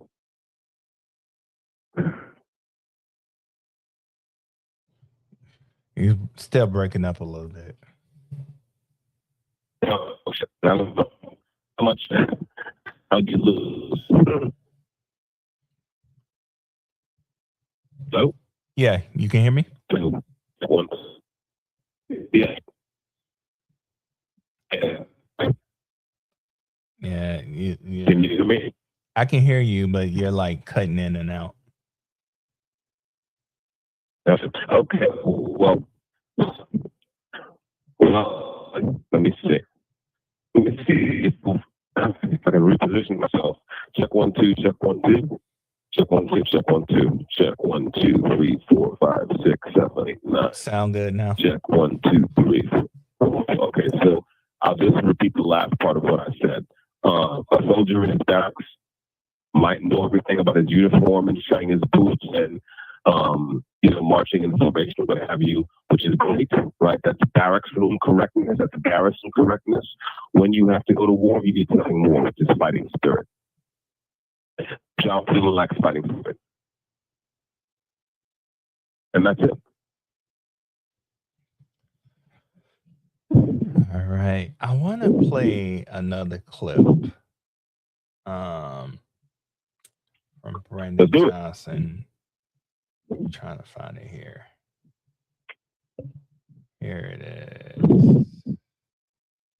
Many of you have already raised concerns about the deployment of the National Guard in U.S. cities, the militarization of law enforcement, the abusive immigration crackdowns, and other serious setbacks in the protection of fundamental rights. And on behalf of the city of Chicago, I want to acknowledge your statements and expressions of concern. Your vigilance matters because it signals to our communities that the world is watching and that international standards of dignity and justice apply to all nations, including my own. We are here because the federal government under the Trump administration has failed to meet even the most basic expectations of transparency and accountability before this council. And by refusing to submit its Universal Periodic Review Report and declining to appear for its review, this administration seeks to evade scrutiny for its violations of human rights, just as it has sought to evade accountability for its actions in cities like mine.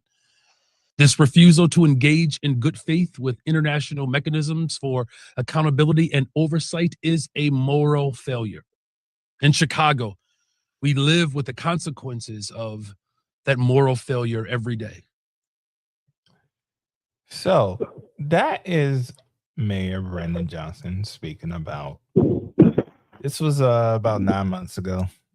He was talking to the UN, appealing to the UN for a investigation of America, of the Trump administration, and its deployment of ICE agents across America in cities like Chicago.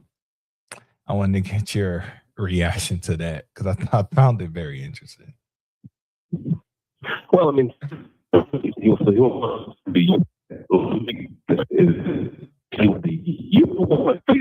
at the UN. He wants to investigate. No, you breaking up a little bit. Shit. Yeah. UN.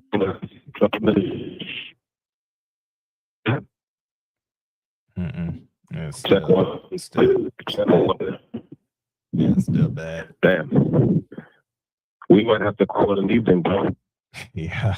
Yeah, let me drop. Yeah. Look, we might have to call this an evening. Look, here's the thing. Here's what we'll do for the viewers. On Wednesday, right before your interview with Dangerous Liberty podcast, which you guys can check that out on Wednesday, August 19th, which happens to be my birthday. August 19th at 8 p.m. But prior to that, we'll do like a 1 hour segment of this show leading up to that show. So wait a minute. I thought wait. I thought it was 7 p.m. Wednesday. Is it 7 p.m.? Oh, my apologies. It is 7 p.m. So 7 p.m. Wednesday Eastern Standard Time. That is 4 o'clock Pacific Standard Time. You can catch Dexter on the Dangerous Liberty podcast. Prior to that, we're at 6 o'clock. We're going to try to do a 1 hour segment of this show to make up for the issues we're having with the audio on Dexter's phone call. So you down good for that? Sounds good. Let's do it. All right. So we're going to go ahead and end it off tonight, everyone. I want to thank you guys for listening to and watching now to the Hidden Path with Carbon Mike. I'm your host, Carl, along with Carbon Mike here. I'm going to say goodnight, but I'm going to let Dexter say his goodbyes as well. Well, thank you all for listening. God bless you. God bless the Republic. Yeah, let's make some noise. Let it be the right kind of noise. Let's fight. Let it be the right kind of fight, and let's fight with a good spirit. All right. All right, everybody. Have a good night. I'm going to play us out.